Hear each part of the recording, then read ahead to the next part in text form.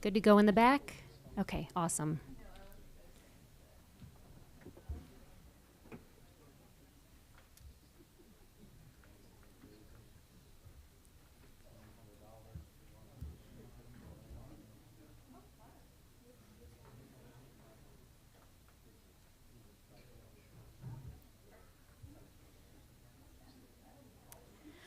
Welcome, everyone. Before we start the meeting, we will have a prayer from Councilman Schreiber, followed by the Pledge of Allegiance.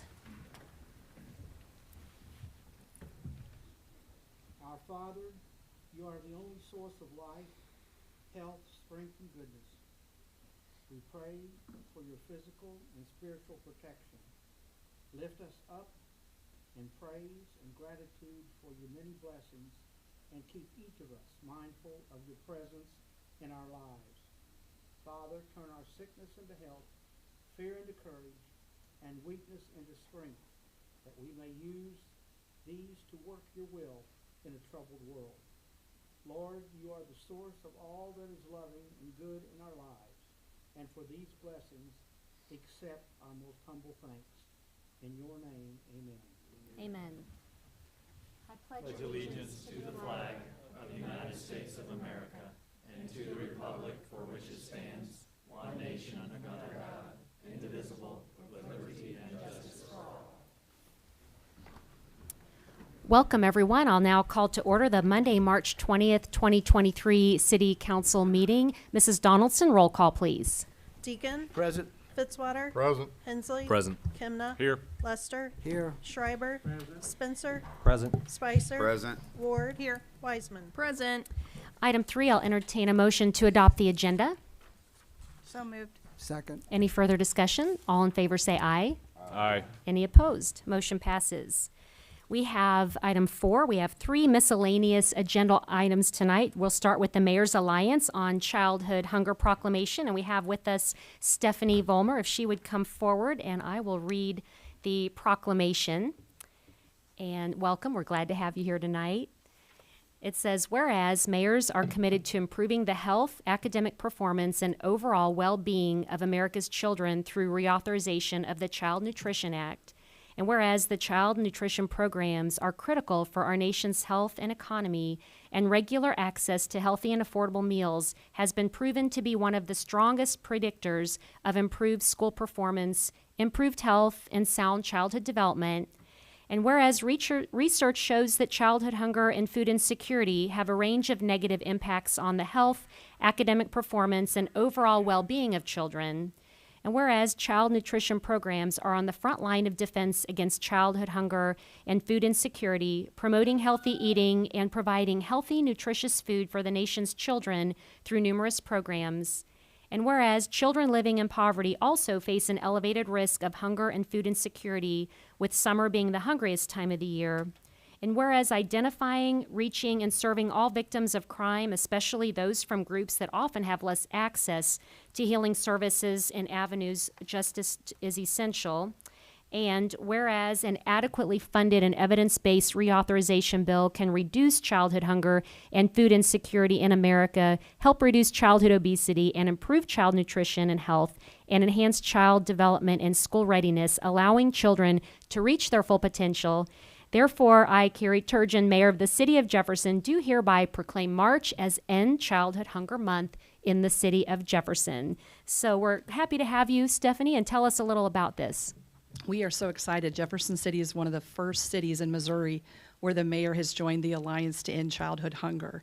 We at FACT, which is the Family and Community Trust, we are here to help facilitate and convene groups that we can actually pull everyone that's doing all the hard work to help end childhood hunger here in Jefferson City, get them at the table, and maybe we could help find some more funding, because we do manage the No Kids Hungry program for the state of Missouri, and we're thrilled that Mayor Turgeon has joined this alliance, and we're working on other mayors now. So thanks, Jeff City, for putting our best foot forward.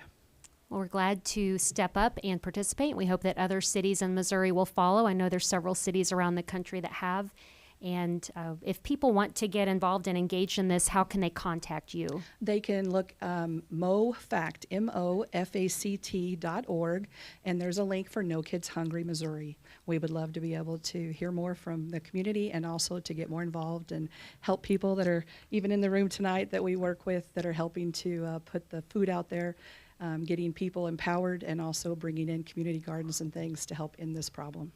Wonderful. And I know that when Mrs. Vollmer and I met recently about this, you mentioned your coordination with a lot of other groups in the city that already provide food type services so that way they can all be working together. So taking a lead on that as well. Exactly. We don't want to get in the way of what they do. We want to help them do what they do better and help find further funding that maybe our voice being added to the argument might help their grant proposals get even more look at from big funders. So we're excited. Great. Well, keep up the great work. Are there any questions from our council members? All right. Well, we will invite you forward and we'll get a picture and present our proclamation.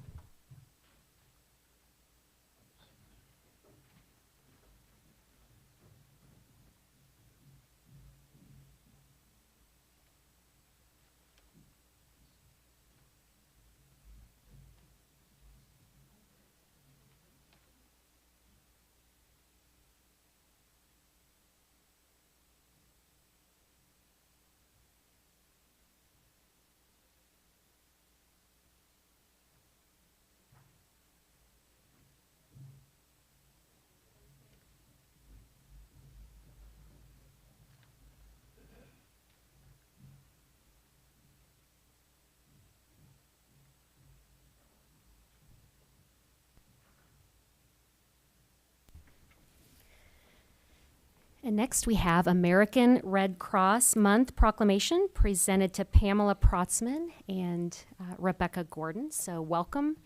We're happy to have you, and I will share this proclamation. It says, whereas during American Red Cross Month in March, we celebrate the humanitarian spirit of Jefferson City and reaffirm our commitment to help ensure no one faces a crisis alone. And whereas caring for one another is at the heart of our community and exemplified by the people of Jefferson City, whose simple acts of kindness through the Red Cross provide help and hope in people's most difficult moments, continuing the life-saving legacy of Clara Barton, who founded the organization more than 140 years ago to prevent and alleviate human suffering.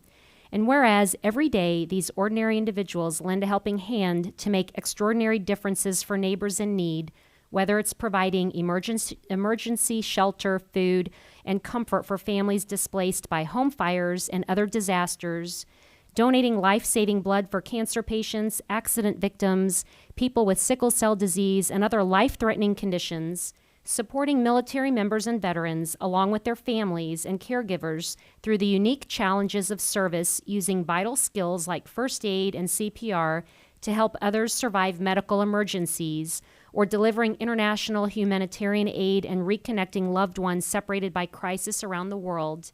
And whereas their support, volunteerism, and generous donations are critical to our community's resilience, we hereby recognize this month of March in honor of all those who fulfill Clara Barton's noble words, "You must never think of anything except the need and how to meet it," and ask everyone to join in this commitment. Therefore, I, Carrie Turgeon, Mayor of the City of Jefferson, do hereby proclaim March 2023 as Red Cross Month and encourage all citizens of Jefferson City to reach out and support its humanitarian mission.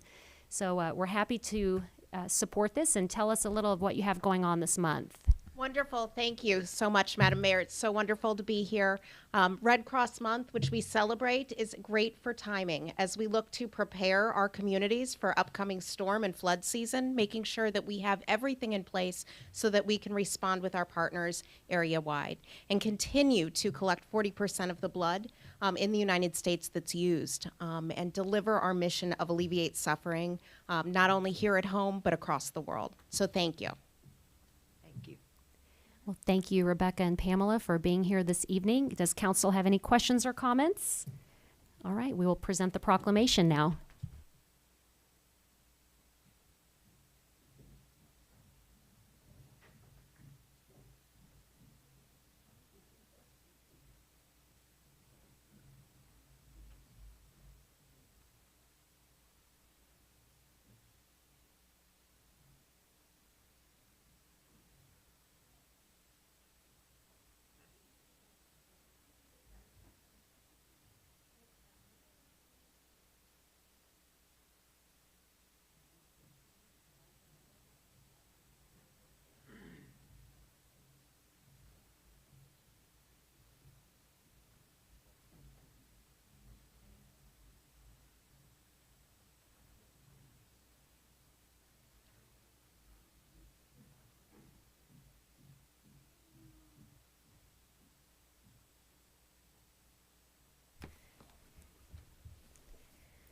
right, and next we have Cerebral Palsy Awareness Month proclamation presented to Charlotte Bickle, and she is joined here by Leslie and Todd Bickle, Officer Todd Bickle from Jefferson City Police Department, I might add.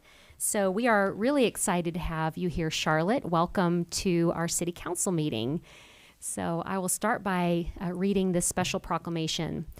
It says, whereas cerebral palsy, CP, is a group of disorders that affects a person's ability to move and maintain balance and posture, and whereas the symptoms of cerebral palsy vary significantly by individual, but the primary effects are related to movement, muscles, and mobility. Some of the difficulties children with CP face include poor balance, high muscle tone, painful muscle spasms, and difficulty walking. And whereas CP is the most common motor disability of childhood, about 1 in 345 children has been identified with CP according to the estimates from CDC's Autism and Developmental Disabilities Monitoring Network. And whereas every hour a baby is born with cerebral palsy in the U.S., 40% are born prematurely and 60% are born full term. And whereas most CP is related to brain damage that happened before or during birth and is called congenital CP, and whereas there is no cure for cerebral palsy, which means that children with CP grow into adults with CP, fortunately, this condition is not progressive, it does not get worse with time, and both children and adults benefit greatly from treatments. And whereas with the appropriate services and support, children and adults with CP can stay well, active, and part of the community. And whereas National Cerebral Palsy Awareness Month and Awareness Day on March 25th was created by Reaching for the Stars in 2006, and the organization is an advocacy group run by parents who wanted to bring attention to CP and the children who live with it. Therefore, I, Carrie Turgeon, Mayor of the City of Jefferson, do hereby proclaim March 2023 as Cerebral Palsy Month in the City of Jefferson. So we're very glad to have you here. I know that, Leslie, you've been extremely active promoting this month and talking about ways that we can help. So tell us a little about it. Well, thank you for this. We really appreciate you raising awareness. And like it says, you know, kids with CP become adults with CP. And so we just want to raise awareness that there are people in this community that have cerebral palsy and are living and working and enjoying all that Jeff City has to offer. So we thank you for making the city accessible and able for all of us to enjoy. So thank you. We appreciate you all, and I know that you've been such an active advocate. You're also on social media where you share a lot of stories and tips, and it's very inspirational to watch your journey and what you post. So I don't know if there's if you want to mention any of that so that we can support and follow. Sure. I just kind of started sharing my journey as a caregiver. Because I can't speak for what her experience is, that's her experience, but I can share what my experience is as a caregiver of a child with cerebral palsy. So I'm pretty active on Instagram, found kind of a community there of other parents with kids with CP, adults with CP. The shirt that Charlotte is wearing tonight was designed by a teenager with CP, and she sells them. So she's a small business owner that sells these shirts. So yeah, I've just kind of found a community online of caregivers and individuals with CP. So wonderful. Well, very proud of you for what you're doing in our community. And Charlotte, you are definitely a star, and I enjoy seeing you out and about in the community. I know whether it's ice skating or going to the ice arena or the library or you name it, I see you at the parades. I see you all everywhere in town, and I think you're just as busy and active as I am. So I love seeing that. So we're very happy about that and happy to recognize you and also raise awareness for the cause. So happy to have you all. And Officer Bickle, appreciate your service to the City of Jefferson as well. Does council have any questions or comments? Well, with that, I'd like to present the proclamation, and I also have a city coin for Charlotte as well.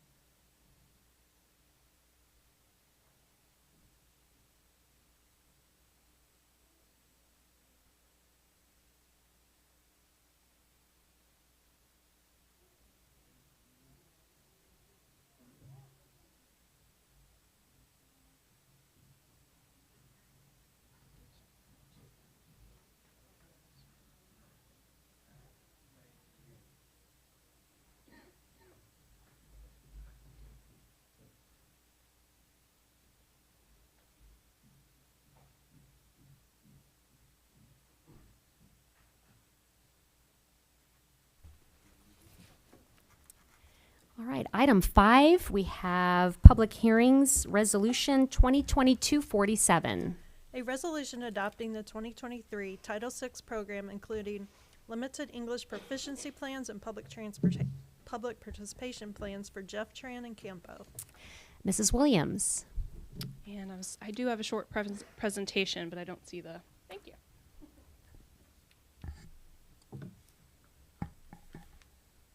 Thank you for having me. So our Title VI program is a document that we're required to produce every 3 years. This is something that is required by the Capital Area Metropolitan Planning Organization as well as Jeff Tran, due to the fact that both of these organizations receive Federal Transit Administration funds. So I did want to touch on the difference between Campo and Jeff Tran in the beginning. So Campo is a larger area. We have about 73,000 people in our planning area. That's on the left.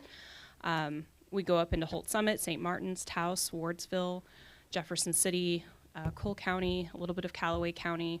So we provide transportation planning services and technical assistance in those areas.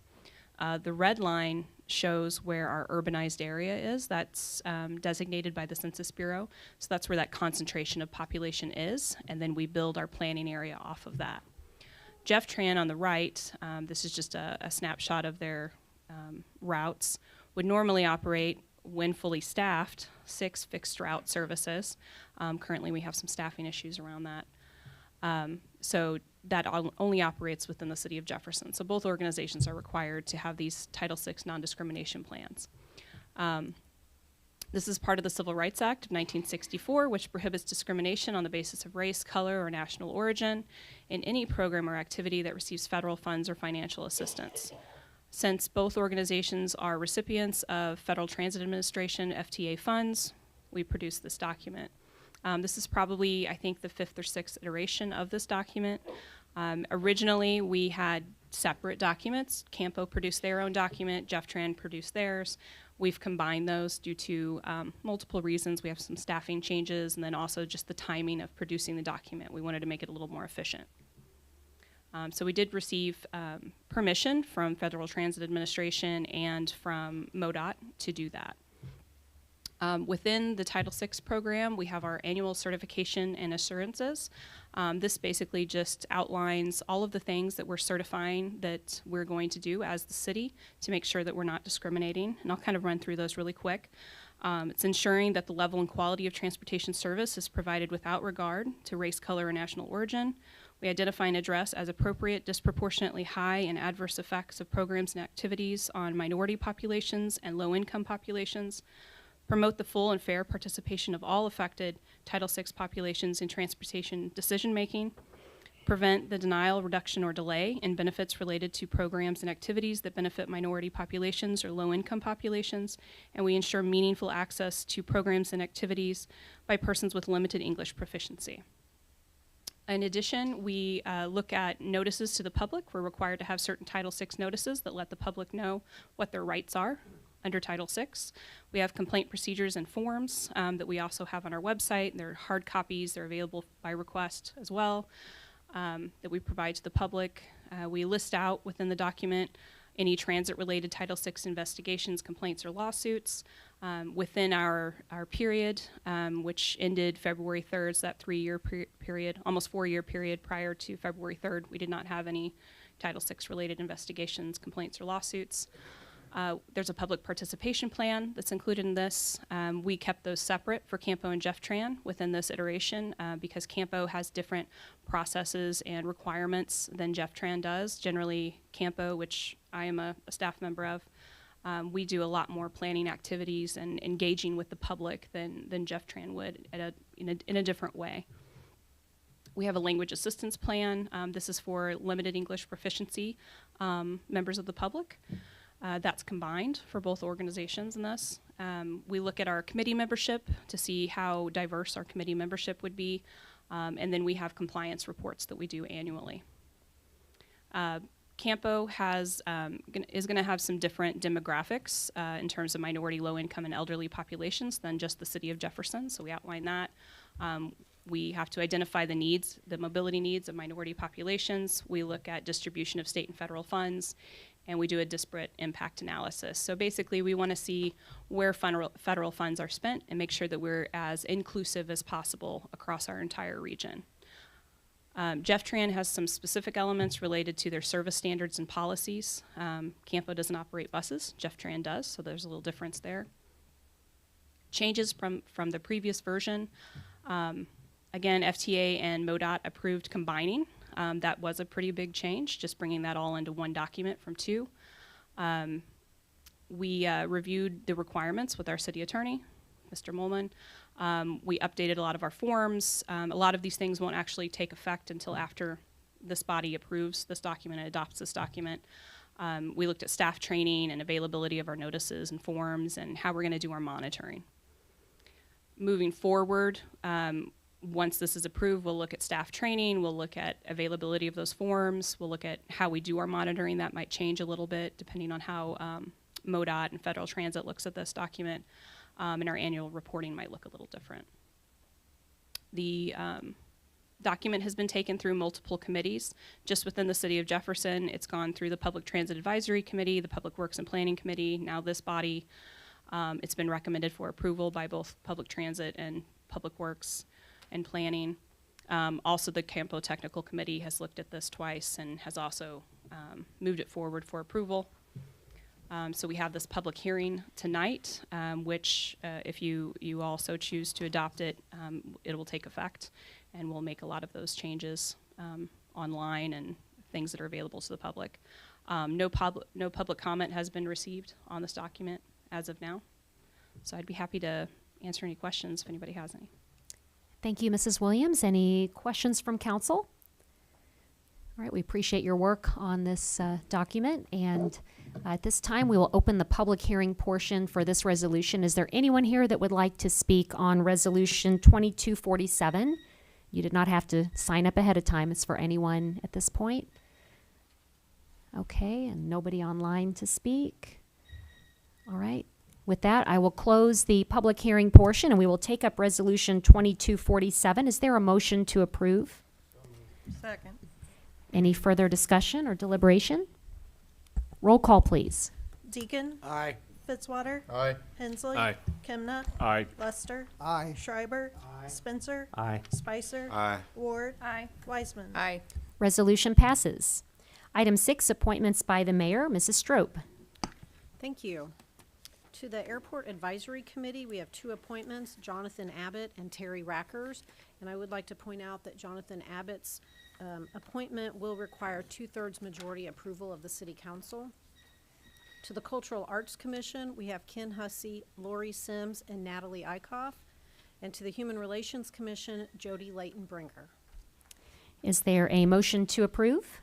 So moved. Second. Any further discussion? All in favor say aye. Aye. Any opposed? Motion passes, and as always, we appreciate those who serve and volunteer on our commissions. I do want to point out we have one commission member here. Jody Layton Brinker is here, so thank you for being here.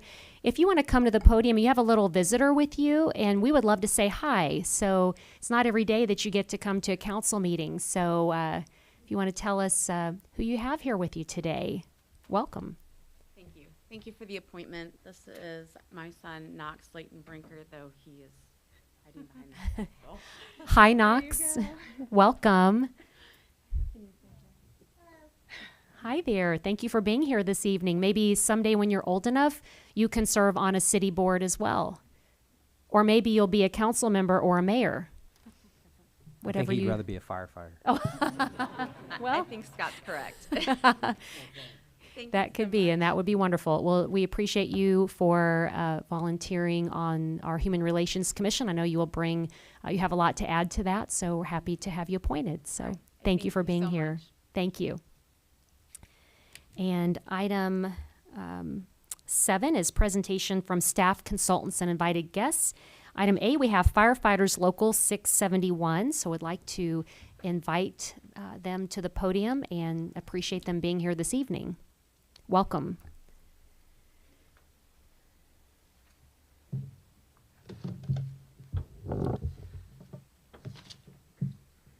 Good evening, council, staff, Emily, Steve. As many of you know, I'm Josh Young. I have with me Mr. James Noah, also Michael Bainbridge, Quentin Combs. We represent the bargaining unit for Local 671 Jefferson City Firefighters. So tonight, frankly, I'm angry that we even have to be here. We have worked with staff for the past year on a collective bargaining agreement, as many of you know. This is the third time I've addressed City Council, the first in an open session.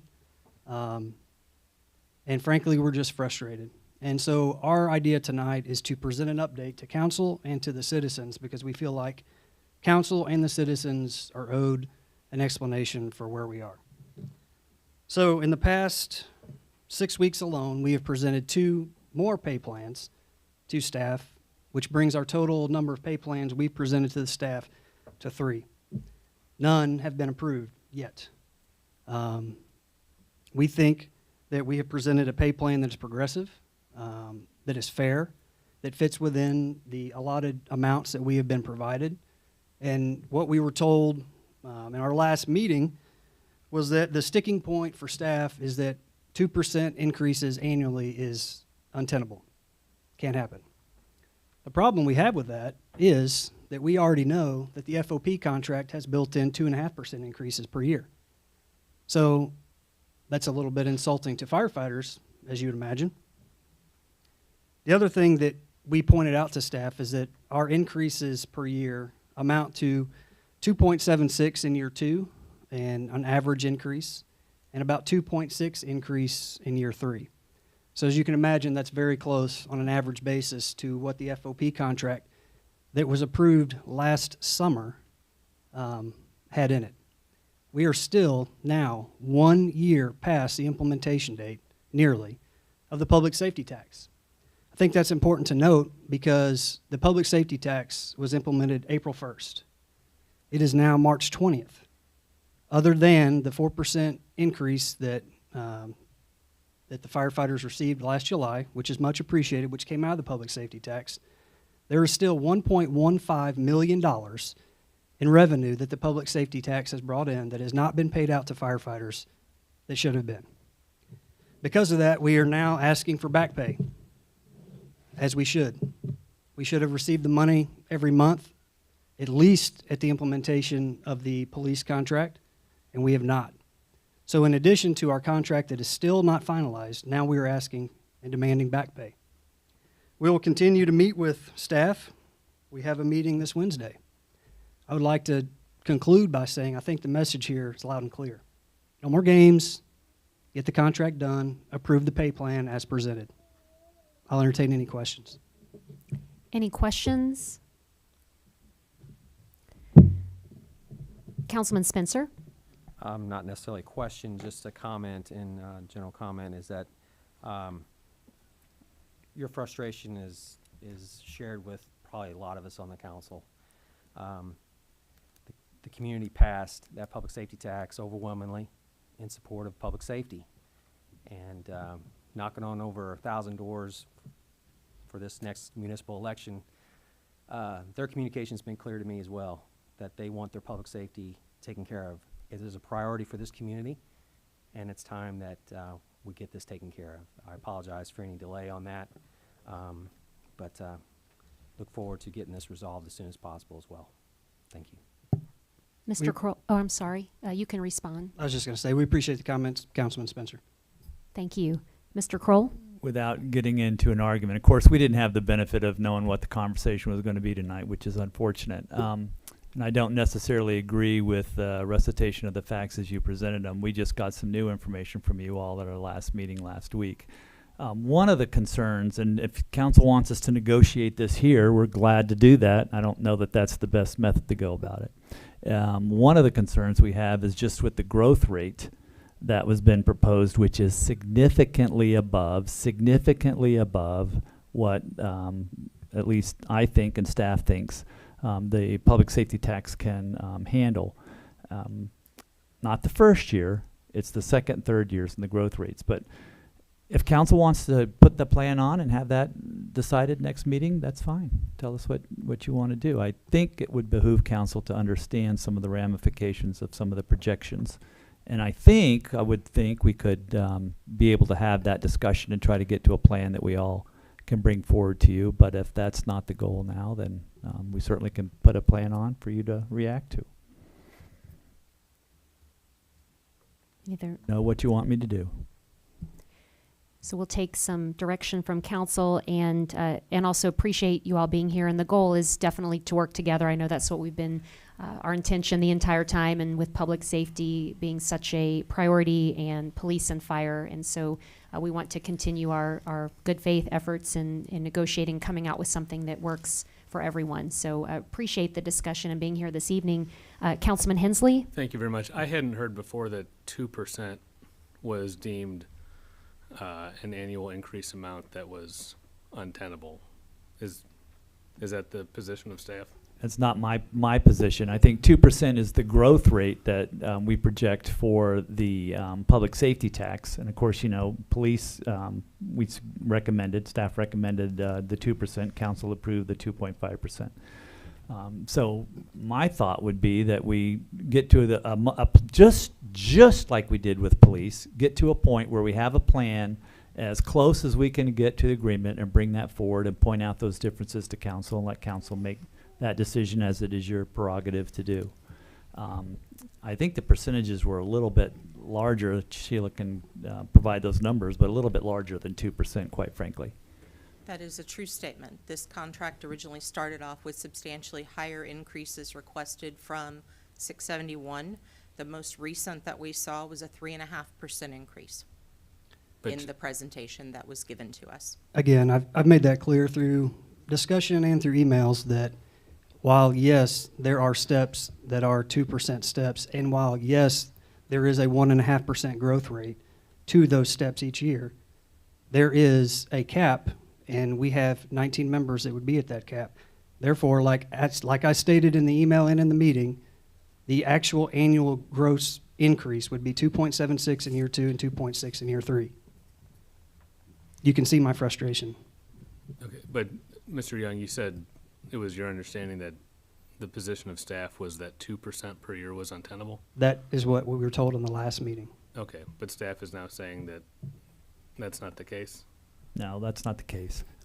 With a number of people topped out, though, I would presume those are people that have been in the plan longer, have been Correct. with the department longer, Correct. and sooner or later they're going to retire, which means you've got some new folks that come in at the higher salary, and that growth starts increasing pretty quickly. So that's not a constant in the plan. But I think it's important to understand the growth in the out years. And we've got different plans that we can show you if you want to get into that. Thanks. And Josh, can you go back one more time for me on your back pay theory, the time period? Sure. Again? So we have an April 1st implementation date for the public safety tax. We are now almost at April 1st, the next calendar year. Those revenues have been brought in by the city. They were intended by the citizens to be paid out to increase pay and benefits for the public safety members. Right now, the only group of people within the city that have not had their pay and benefits increased by that tax are the firefighters that are sitting in this room behind me right now.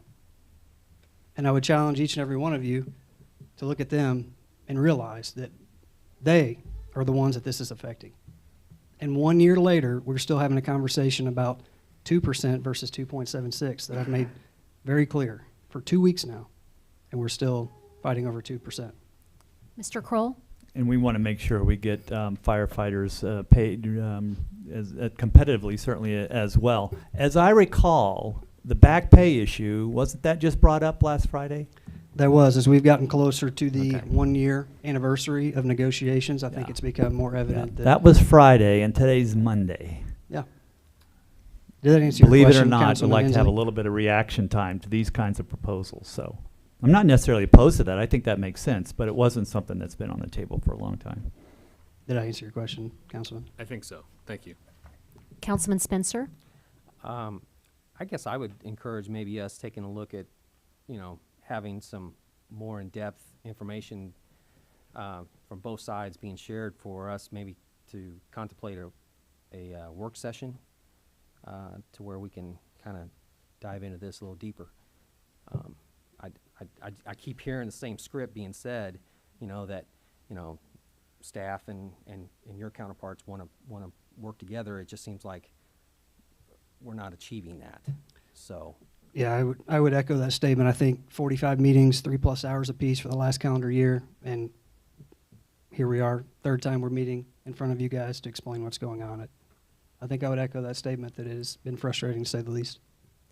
I know we've been under the impression that as the negotiations now are coming to a close and getting closer to finalizing, that things are moving along better. So hopefully we will get to that point. I know that having you all come to prior closed sessions is helpful, because then council was able to give some feedback of some parameters and able to let staff know what council's preliminary thoughts were based on that, and that staff could come back to us with something. So if a work session is desired, maybe that's a way that I would see if we could kind of get a clear plan moving forward, so that the expectation will be known from staff and from the firefighters local and from our firefighters. So Councilman Spencer? I think that's the understanding that a lot of us on the council feel and have, is that, prior closed sessions, that we've felt like we've given some direction, to hopefully have some movement from your perspective. Correct. Has that not materialized? No, I think part of it has materialized. The information that we got from council previously was a revenue discussion, overall revenue and expenditures, and we presented a plan that we think falls within the budget that we were directed from council. Apparently that's not the case at staff level. So I think we have a fundamental difference of opinion between staff and our committee. I would tell you that the difference is we've presented information that says one thing. We have not seen any information from staff that proves otherwise. We've heard in a lot of meetings that, like you heard there, 3.5%. The numbers do not say that. And I guess that's what I'm trying to get to a point of, is sooner or later, we're going to have some documentation to follow up with that. Work session's a good idea. Let's work it out there. Again, we have a meeting scheduled for Wednesday. We hope to see significant progress. Well, I don't know that it makes sense right now. I think a work session's a good idea. Let's pick a date and work towards that. We can deal with your plan, and we can point out our concerns and take it from there. So I know typically we'll send emails out, but while we have everybody in the room, could we try to set a preliminary date here for a work session? Absolutely. We're free every day. Every night. Is after hours better for council, the 5:30 time frame, or daytime? What would y'all like to do? Leave it to the discretion of council. Pardon me? Evening, so 5:30. And to give you time, you have a Wednesday meeting, so what would be reasonable? I don't know what else we're going to talk about Wednesday. We're to the point now where we can't even share. We just got the information and said staff spending time working on these different plans that we're trying to bring to you, but that apparently isn't something worth doing. So let's just get the meeting set and have the discussion at a work session. So Wednesday, Thursday, Friday? I'm available any 3 of those evenings. Councilman Fitzwater? Well, we typically do work sessions on Mondays. How does next Monday look? Be the 27th. Monday the 27th? Does that work for you all? We'll make it work. Just to make sure, though, I mean, I want to move on beyond the point of them stating their position. We need staff to follow up with numbers and them having follow-up documentation to verify their figures. So I think I hope that's kind of where the rest of the council feels like that's where we need to go as well. That was going to be my follow-up, that we're going to need some data. I'm not walking into that meeting with a blank sheet of paper. Well, I know that let's get some of those items out on the table so staff is prepared, and also so the local is prepared. And I know at the last meeting, at the last closed session, there were a few parameters that were given, and so And then there were a few things that came up Friday, and then I'm not sure what's on the agenda for this Wednesday tentatively. So there's just information that we want to make sure that we don't want council to feel like we're getting in the way. We want to help to facilitate, and it sounds like we were thinking that's the direction it's going, that staff and the local were coming very close to finalizing things, and then it would come to council. So we don't want to interfere, but we also want to help keep it moving smoothly. So We presented a pay plan. Council's had it, or Yeah. excuse me, staff has had it for over a week. We haven't heard any feedback on it yet, other than, that, like I said, the 2% is untenable for the future, the 2% annual increases. We have a contract that is, I would say, near finalizing. Just a few outstanding items there. So really, I would echo Councilman Spencer's feedback here, is that we've presented what we have to staff. We have not heard back from staff. So if there are objections other than the 2% increase that staff has, we have not heard those yet, which is what we expected to hear Wednesday. But we felt like it was important for the council and for the citizens to know where we stand today, almost 1 year later after the implementation of the public safety tax. would staff have anything to add? I know there's some talk about the 2% and whether that was, how that was communicated or not. Anything to clarify? No, I think we'll give you their plan and we'll express our concerns. And I don't know how you prove a number, but we can talk about our plans and go from there. I mean, I don't know what else. We've got a plan. Staff, Sheila and Chief spend a lot of time working on some alternatives. But we can just bring that plan forward at a council meeting. There's several ways to go from an alternative, but it sounds like that's not something you want. So we can give their plan and react to some of the numbers and take it from there. So as far as moving things forward, just the operational logistics, we're talking about a work session potentially a week from tonight, which is the 27th. The next council meeting is a week after that, which is the 3rd. And there's a meeting Wednesday that you all have scheduled currently. It doesn't look like Steve wants to move forward with I don't the know meeting what on use Wednesday. that's going to be at this point. Well, we need to spend that time getting the plan that we have. We were going to get. So I would agree with you that the contract, though, I think is pretty close. Would you agree with that, Ryan? The actual contract language, other than the pay plan piece. I would agree with that. The contract hinges on the pay plan because the pay plan sets the base rate. The pay plan is part of the contract, no doubt, but it's the other language in there that we spend a lot of time working on. In Steve, fact, you mentioned a separate plan. Is there a separate plan staff is proposing? Well, let me finish my comment first. We spent a lot of time on that you referred to as on the contract language. We indicated at the very first meeting that we could speed that up significantly by using the existing contract. You all didn't want to do that. We went through, and I appreciate that. I thought it was a good conversation we had in all the language. And there's a lot of give and take. You can make judgment about which side was more give and which side was more take. We were putting together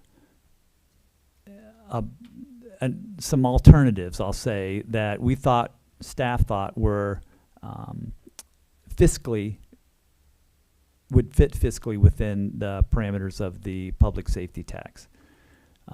We had something, and then council added the $200,000 for equipment, which means that there's $200,000 less in equipment money, which means that the only equipment money will be what will be available for body cameras, although I haven't seen that final number yet. So that will be the only equipment that will be in there.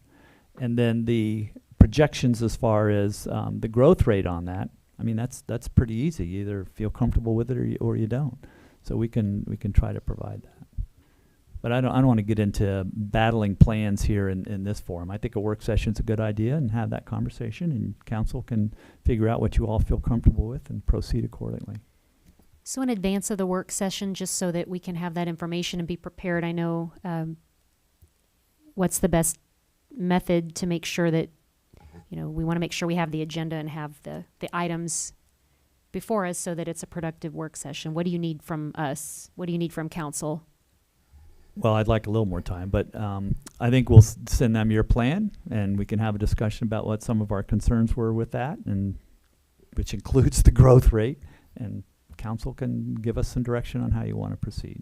We have our current plan right here if you'd like to review it. It looks very similar to the FOP plan. It's exactly what we presented to council almost 2 weeks ago. So Yeah, you can we'll take a send- look at that and review We'll it. send that out electronically to everybody. Sure. Oh, you've got several copies, okay. Any other questions, discussions from council? Any comments? Any further comments, Mr.? Okay, we'll You've got have, one for sure, me, yeah, James. take your time, Mr. Noah. And Mr. Young, thank you for, If you don't have enough, that's fine. yeah, we can get this electronically distributed.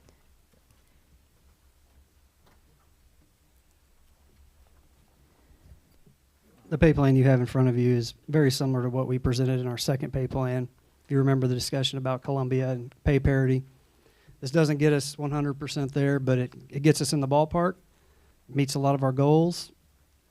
It's within budget, and you'll see there the growth of 2% between each step in the scale, and we think it's very important to have a 1.5% growth each year, because at the point you reach the top of that scale, effectively you do not get a pay increase.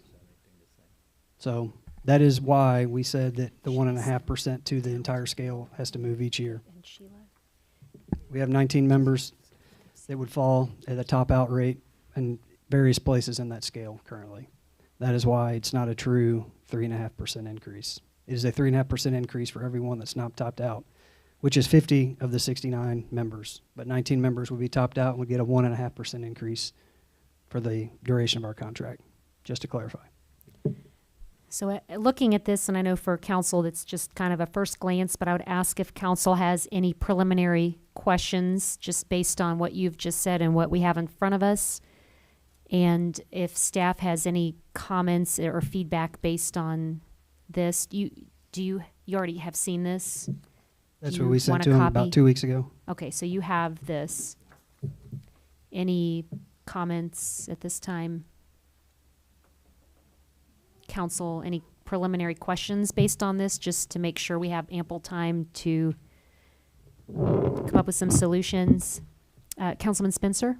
Just for clarification, as far as process, or if we do have follow-up questions, do you want to send those to you, Steve, or based on any of this? It's their pay plan, you ought to ask them. Well, okay. I can give you my personal email address. That would be fine. I want to make sure that as questions come up, if certain council members have them, if there's a more formalized process, I understand that it needs to be through you, but figure a way that everybody's kind of hearing the same questions or getting the same feedback, whether it's from you or, of course, I know legally, I don't know. I want to make sure we're following any, I don't want to intervene in a way that was that. the basis of my question, Mayor, quite Right. frankly, was to find out that we have a communication model that we're all following, that all the information is going to one point person, but if that's not Steve, that's not what he wants to have. If he wants to appoint a designee to Sheila or Ryan or Gail, Well, that's you fine. can send questions to me and I can send it to them then, that's fine. And we understand it is the locals' pay plan, so understandably, I see the side that Mr. Kroll is directing them to you. The questions do need to come to you. But, okay, so we'll just have Steve, Steve can be our point person. All questions of council, please send to Steve, and then Steve will get the answers and distribute to all of us. Mr. Councilman Hensley? Yeah, but if we have questions about the city staff's position on elements of their pay plan, I think I'd just prefer to ask the person who's actually going to be able to answer the question.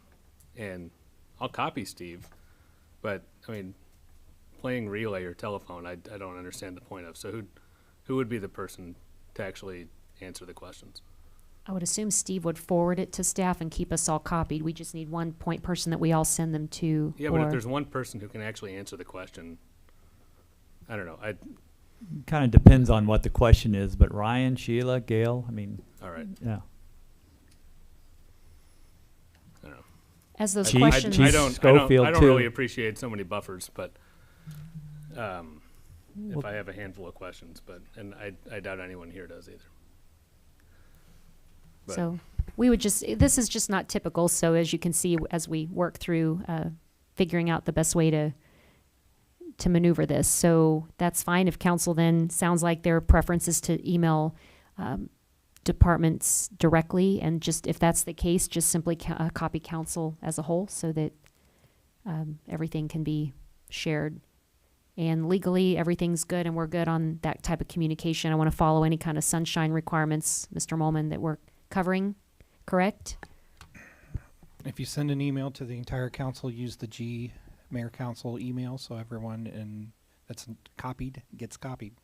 That use of that email address ensures compliance with the Sunshine Law. Okay, so we have the logistics figured out.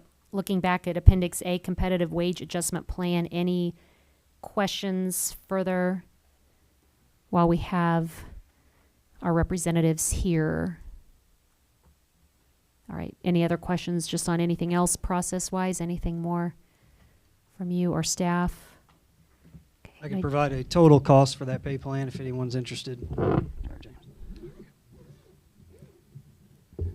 Sure.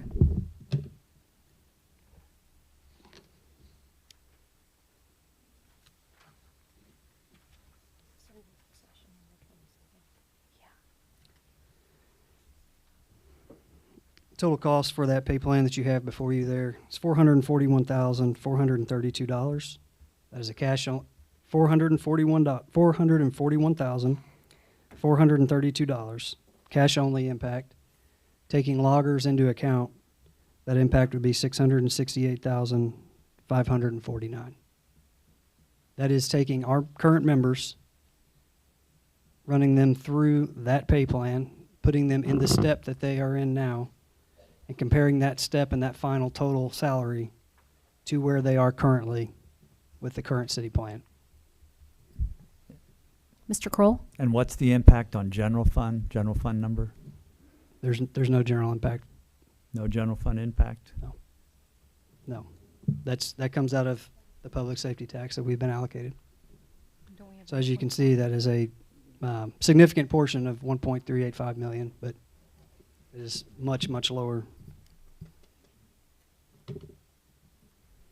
Any other? And is the balance 1.5 in that now? Steve, do you know, or Sheila, that we agreed upon for this 1.5 million in the public safety tax account? I think the number that we've been working with after the down payment was made was 1,154,000, if I recall correctly. That's correct. 1.154. Councilman Spencer? And just for clarity, again, at our work session, staff will bring their proposal for pay plan, correct? Well, I don't know that, if you want something, we can. I don't know if that's productive or not, but we can. I mean, that a pay and plan, I don't know that they'll. The only opposition see we've it. heard from staff is the increases in year 2 and 3. So No, I that's think it's impact on general fund. I think there's several that we've expressed. I think there's some disagreement about what that impact is, but okay.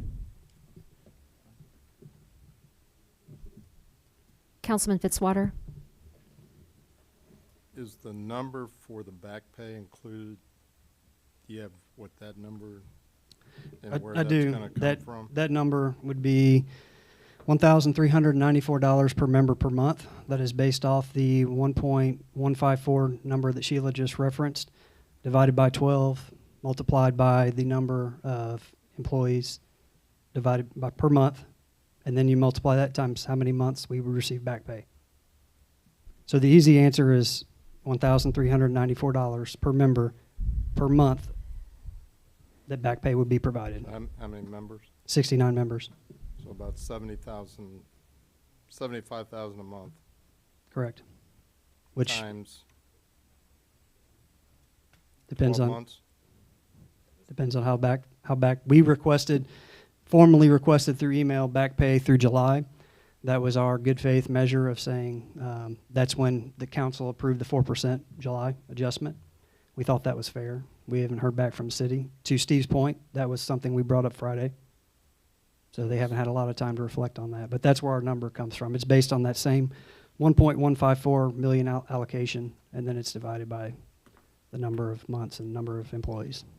And those funds would come from, Those funds would come, our recommendation would be those funds would come from the sales tax revenue generated in the past calendar year since April 1st. Public safety tax, excuse me, public safety tax.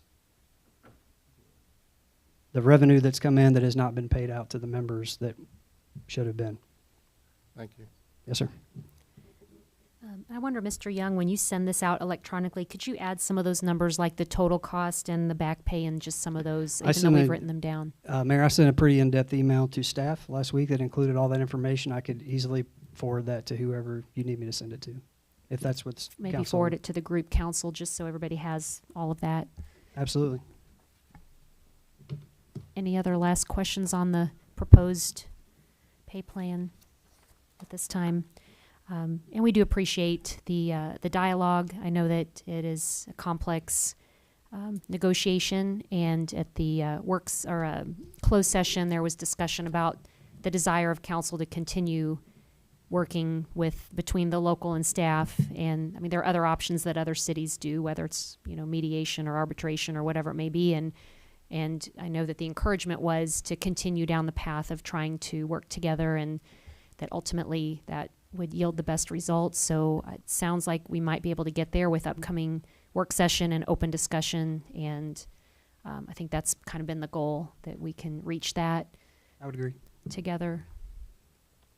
Madam Mayor, given the latitude, I'll speak a few minutes. I'll keep it short and sweet and get out of here. Let you all continue on with your council meeting tonight. As you all know, I'm James Noah, President Local 671. I thank all of you all for having us tonight. Obviously, our hope was to come tonight and be able to address the pay plan and sign a contract tonight. I know several council members here this evening have been with us from the start of this, and moving us forward from the public safety tax campaigning to moving us toward contract negotiations, stood fast with us, gave their support, garnered funding for it, garnered more funding for it to try and move that forward. As you all see tonight, we have several members in attendance tonight. Those members, I can tell you time and time again, I've told them the last year, stand fast, we're moving forward. Stand fast, we're moving forward. I can tell you right now, the morale is at an all-time low. The support for the union is great, as you can see tonight. These members here tonight, all attending off-duty on their own dime, taking away family time, family in attendance. They're all here to support this cause. The union strength is strong. The morale of the city moving forward is an all-time low. We've told them time and time again, stand fast, we got this, we're moving forward. Now, once again, we're here a year later, and as most of you've seen, we just advertised an opening firefighter position on social media starting out at $39,977 a year. Advertise that. We talk about being competitive with Columbia. That's great. I'd love to have Columbia wages. As you can see within the pay plan that we distributed, it's not comparable with Columbia. It's a good faith measure moving our pay and salary forward. It's a good faith measure increasing salaries each year annually, a guaranteed pay raise to our members for longevity and livelihood in this community. Now I got to tell my members, stand fast, we got this. Stand fast, we got this. In the meantime, we talk about competitive wages to Columbia. Just shared last week on the locals page. Sunrise Beach Fire Department, that I believe is a capacity of 3 fire stations, starting out $46,000 after year 1. How do I tell these men and women to stand fast, we got it, if we can't agree to a simple pay plan that at the firefighter scale, at year 9, is $52,000 annual salary? I don't know how long these guys, gentlemen, ladies, are going to stand fast, because at this point, we're frustrated. And I hope everybody takes that to heart. It's not our intent to come to the council and negotiate through the council, air our business through the council. We've stood fast for a year, tried to come up with a resolve. As Josh said, we're on pay plan 3, still no resolve. So I urge everybody at the work session to work collectively, and let's get this done, and let's get these men and women paid. As I go forward, this Sunday, I'll be out of town for 3 weeks for military. I have no doubt that we can stand fast because Mr. Young's got it. So as you all take Mr. Young in a closed session, committee, whatever you want to do, he speaks for the union as a whole. Whatever his decision is moving forward, he speaks collaboratively and collectively for Local 671, and that's all I've got. And Mr. Noah, I know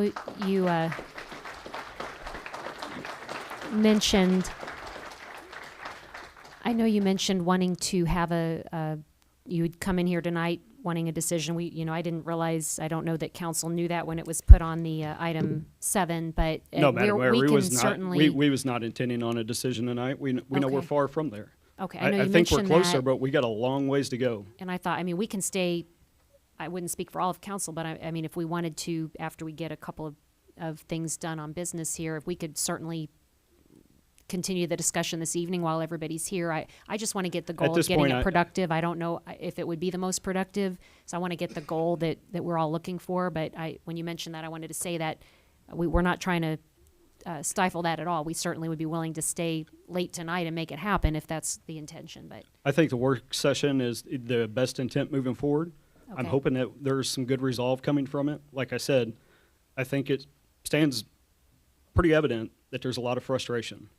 We've been at this for a year, and I greatly appreciate every council member that stood up there and fought for us to fund it, push forward, called and had those tough questions with us within reason, and collectively has supported us. And I was hoping that tonight that we'd be bringing a contract forward and wetting the ink for every last one of their signatures. As we come into a next election cycle, I hope the majority's still there and we can come forward and sign this. No matter what it is, no matter who seats in these positions, we greatly appreciate every last one of you for fighting and supporting us in our cause. And I appreciate those words and want you to know that I feel like I speak for council. I try not to do that, that we are all wanting to get a good resolution to this, that we all want to work together, and that's the direction during our closed sessions and acting as one body together to try to achieve that, and just the importance and I think the desire wanting to do it right and come up with something that will work for all involved, that does make us competitive in our salaries. And I know that you've brought us other cities and salaries and looking at the complexity and making sure that what we come up with is the best. Mr. Kroll? Yeah, I would agree. We want to get something done too. Of course, Evergreen made a proposal. There was a lot of contract language that was discussed. We were going back and forth. In fact, I offered several times to meet all day, a couple of days, to try to get stuff knocked out. But they were, hold on, and there was language was going back and forth. You guys made comments, rightfully so. We had comments, so that took a long time. Staff has spent, I know you don't realize it, but we've spent a lot of time making sure we understand and try to get to a point. So I just don't want the impression there that we haven't been working to try and get something done. Our goal is to make sure that there's enough money generated by the public safety tax for future payment. We've already taken the equipment out. We've taken out a lot of the wiggle room. I mean, some of these numbers we don't really know. We're taking an estimated guess at them. And I just think it's important for council to make sure you understand that. We'll be able to point that out at the work session. Okay, anything else on this topic? And again, we appreciate the local and your leadership and everyone who's here this evening on behalf of the Jefferson City Fire Department. And while we have you all in the room, to take a moment to show our appreciation for what you all do every day, and we want to keep it that way and be a strong department for the future. So thank you for continuing to advocate, and we want to do the same. I will say, let's see, I want to make sure because we've talked a lot here, but the schedule then is work session a week from tonight, which is March 27th, 5:30, correct? Yes. And no need to meet Wednesday, I assume, so. Yeah, I think the work session Monday, I'll have Josh and committee members involved. Like I said, I'll be out of town, but speaking again, Josh speaks for the committee as a whole, and the committee members that will be present there, whatever is decided and discussed in that contract conversation is what stands for Local 671. I will be out of town for that work session as well, so I will plan to join virtually. I would ask that Councilman Fitzwater run the meeting because of the virtual connection if I have any issues from that, but would plan to join that way. So I assume there will be letting staff know a virtual option. I'm sure we'll have people that would want to join as well. And of course, it's an open meeting as well. So thank you all. Have a thank good you. evening. You too. Appreciate appreciate it. Item 8, announcements by mayor, council, and staff. We'll go through our 4 standing committees, which are also online at jeffersoncitymo.gov. Administration There's nothing to report at this time. and finance, No update at this time, thank you.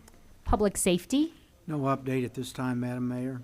and public works. Public Works has met for March. We will meet again April the 13th at 7:30 a.m. Probably talking parking again. All right. And back on finance, this might be outdated. I have it on this Thursday, the 23rd. Is that an old recurring that's not this? Is there No, we're not finance? going to have that meeting. Okay. Thank you. So I will make sure and delete that. And then, any other announcements?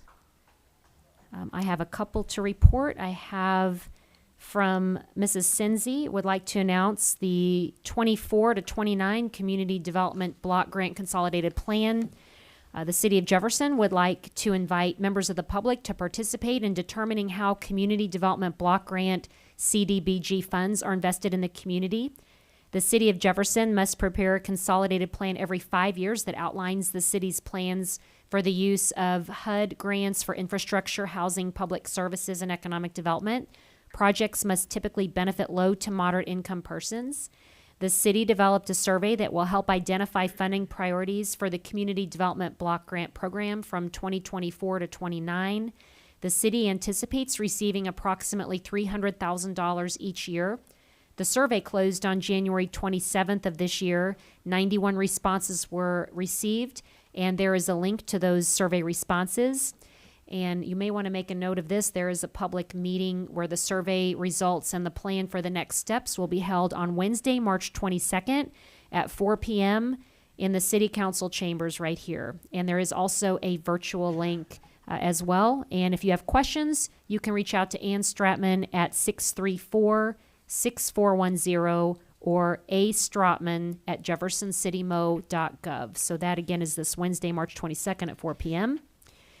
And another announcement, there is an event called Plogging the Greenway, which is part of Serve Jefferson City or Serve Jeff City on Saturday, April 22nd at 9 a.m., 9 to noon at the Jefferson City Greenwell Trail. I have not heard of plogging, P-L-O-G-G, plogging the Greenway. This is something that you can do. It's called plogging is the act of picking litter up while jogging or doing outdoor activities.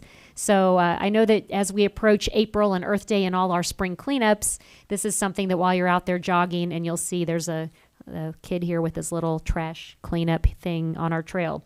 So if you have questions, you can contact April. Her phone number is 573-522-4115, extension 3593. And her email is april.sevy, S-E-V-Y, @mdc.mo.gov, M as in Missouri, mdc.mo.gov. So I will get out and try my first opportunity at plogging the Greenway as well, so come out and join me for that. Other announcements, there was a community bike ride yesterday, but it was a little too cold for me, but there were people that went out to do that. The week prior, we had our community hike, and there was a trail behind kind of the DNR building behind Riverside Park towards MSP. It's a beautiful trail. You could see the river, and I was not aware of the trail all the years that I've advocated and worked for prison redevelopment, and that was a trail that was the first time I'd ever been on, and the comments from the other people that was their first time was incredible. And of course, while we were there, we saw other people walking their dogs, so clearly other people have discovered a trail. We had not seen it. So I would encourage you go to Riverside Park, and there's the paved trail, but you can get off of the trail kind of towards DNR and take a really beautiful wooded trail, a great area. So would encourage you. Mr. Mealy was there as well. So we had, I think, about 30 people that were there doing that. So it's always good to get out and enjoy those amenities that Jefferson City has to offer. Any other announcements? Item 9 for Lincoln University. Octavia is not here this evening, but I will announce that today Lincoln University had the unveiling of the partnership program for their nursing program. It's the Helen Monroe Mentorship Program that they dedicated today at Eliff Hall on behalf of the Black Nurses Association, and the family of Helen Monroe was in attendance as they continue to grow their nursing program at Lincoln University. Item 10, presentations from the gallery on specific bills or resolutions. We will start with Kathleen Woodruff to speak on Bill 22-106. So welcome.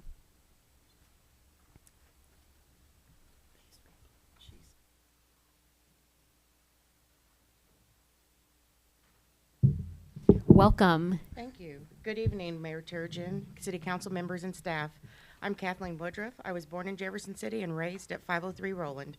I currently live on Springdale Terrace. However, my family has continuously owned property on Roland Street since 1966. I'm here this evening in support of Timothy Joseph and his plan to develop the vacant lots on Roland, Marshall, and Franklin Streets, and I ask for your approval of the plan. To date, many people have spoken about the history of the neighborhood and shared many concerns about what they don't want in the neighborhood. Many of these people have benefited from Dr. Wiggins' investment in the neighborhood, and I ask that we can consider what Dr. Wiggins intended for the property. I too am going to talk about some of the history of the neighborhood and also share some information about Dr. Roland Lee Wiggins. As Black people were restricted from buying property in other parts of Jefferson City back in the 1930s and 40s, Dr. Wiggins purchased the property on Roland, Marshall, and Franklin in 1941 to provide land where professional Black people could own property, build homes, and live. Dr. Wiggins had a big vision that included a mixed group of people, not just Black people. He was accustomed to living and working amongst a diverse group. He was educated on the East Coast. He was educated in the South. He was educated in different countries in Europe. He had a vision for many different kinds of people living in the community.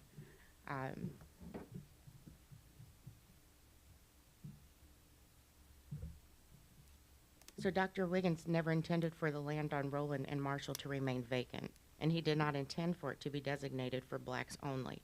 It is a historically Black neighborhood, but it has been a mixed neighborhood. And this new development that's proposed by Mr. Joseph is in line with what Dr. Wiggins envisioned for the property. If Mr. Joseph hadn't purchased the property, the lots could have been purchased by 9 different people, which could stretch out the construction for 9, 10, 11 years, depending on when they bought it and when they were going to build.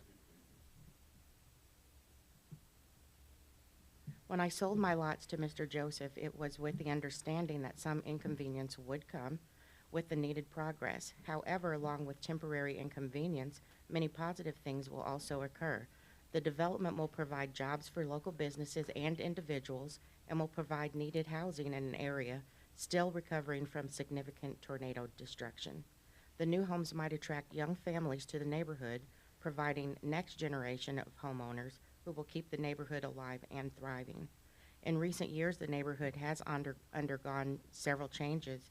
We have the Boys and Girls Club, the Link, the newly renovated high school, the Highway 50 overpass that was improved to provide easier access. Habitat for Humanity has built several homes, and a sports complex is now being built next to the high school.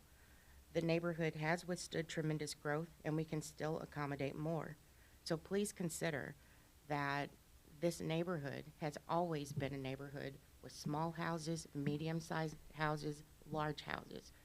One street over on Adams, we have a house that's 6,000 square feet, 4,000 square feet, 3,000 square feet on that street.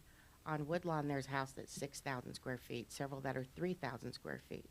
On Roland, it's a mixed kind of housing.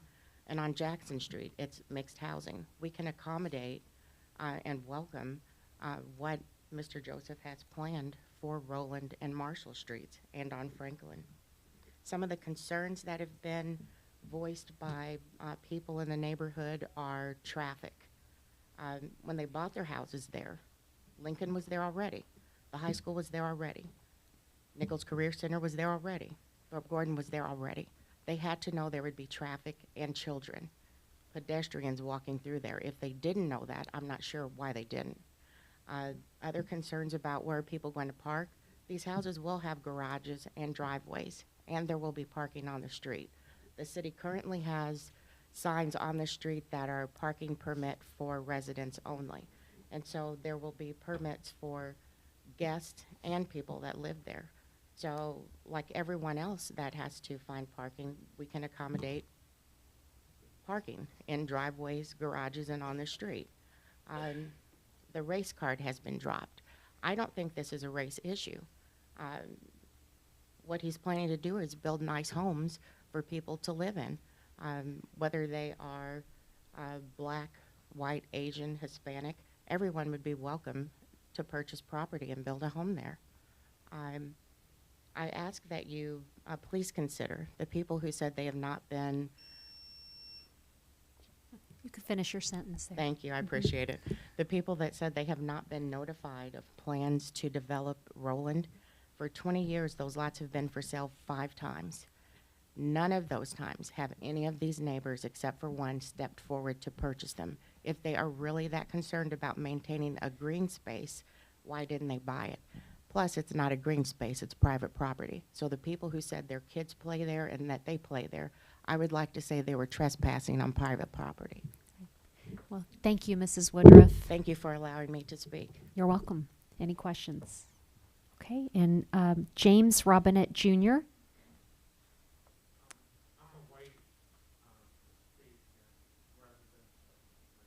Okay, Jocelyn King.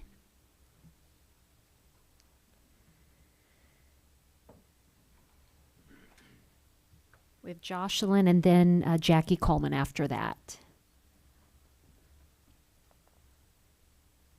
Welcome. Why, thank you, and it's good to be here again. Hello to the council, Madam Mayor.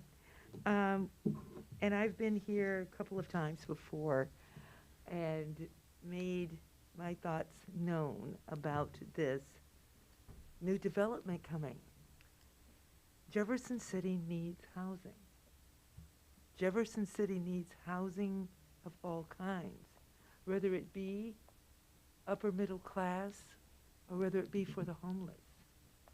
We are opening up so that we can accommodate everyone in Jefferson City who wishes to live here.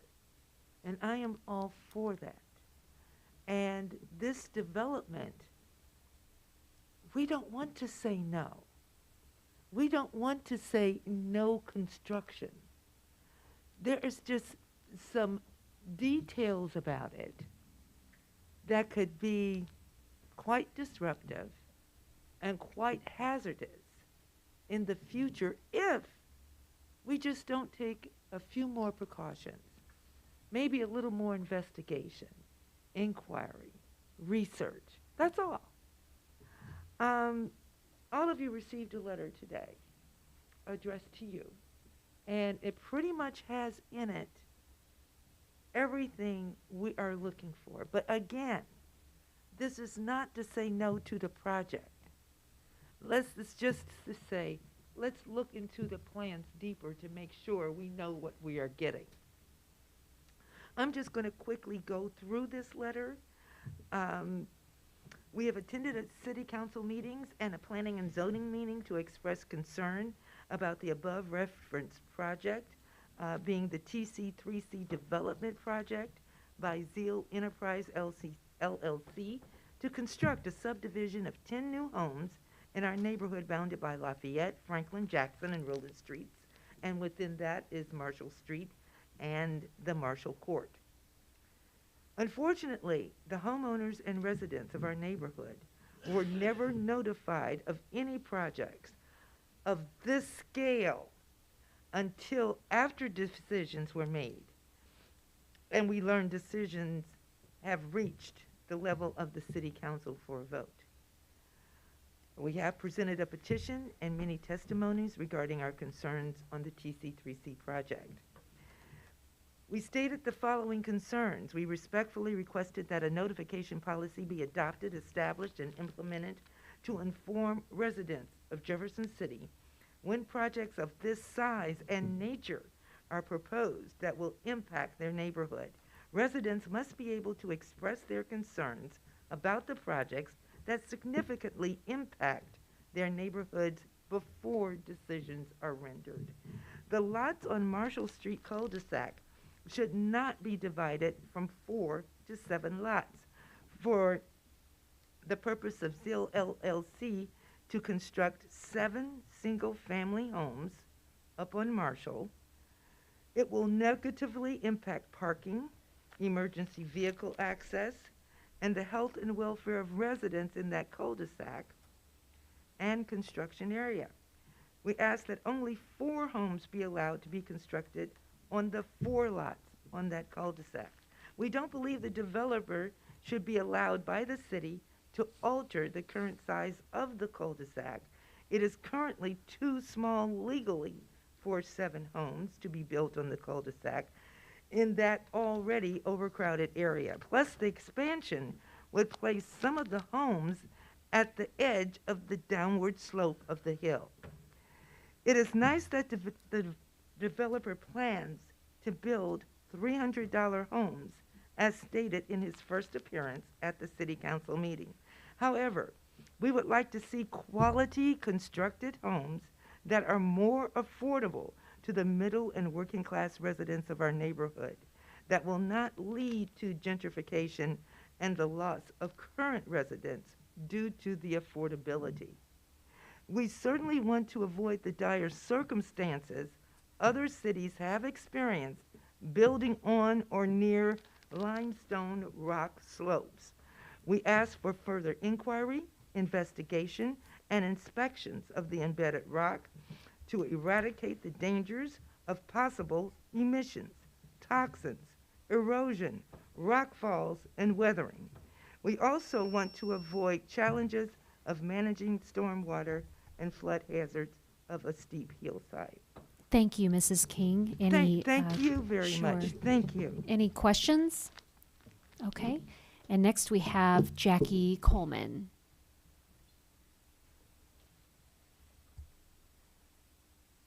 Welcome. Thank you. You know, I came before to speak to you all, but it appears to me, I live 2050 Trenton Court. It just appears to me planning and zoning and the commission were not doing the due diligence when it came before them with regard to the lots, what was going on. I'm familiar with the area. I don't know what happened in 1941. I was not born, so I'm not sure what Mr. Wiggins was thinking.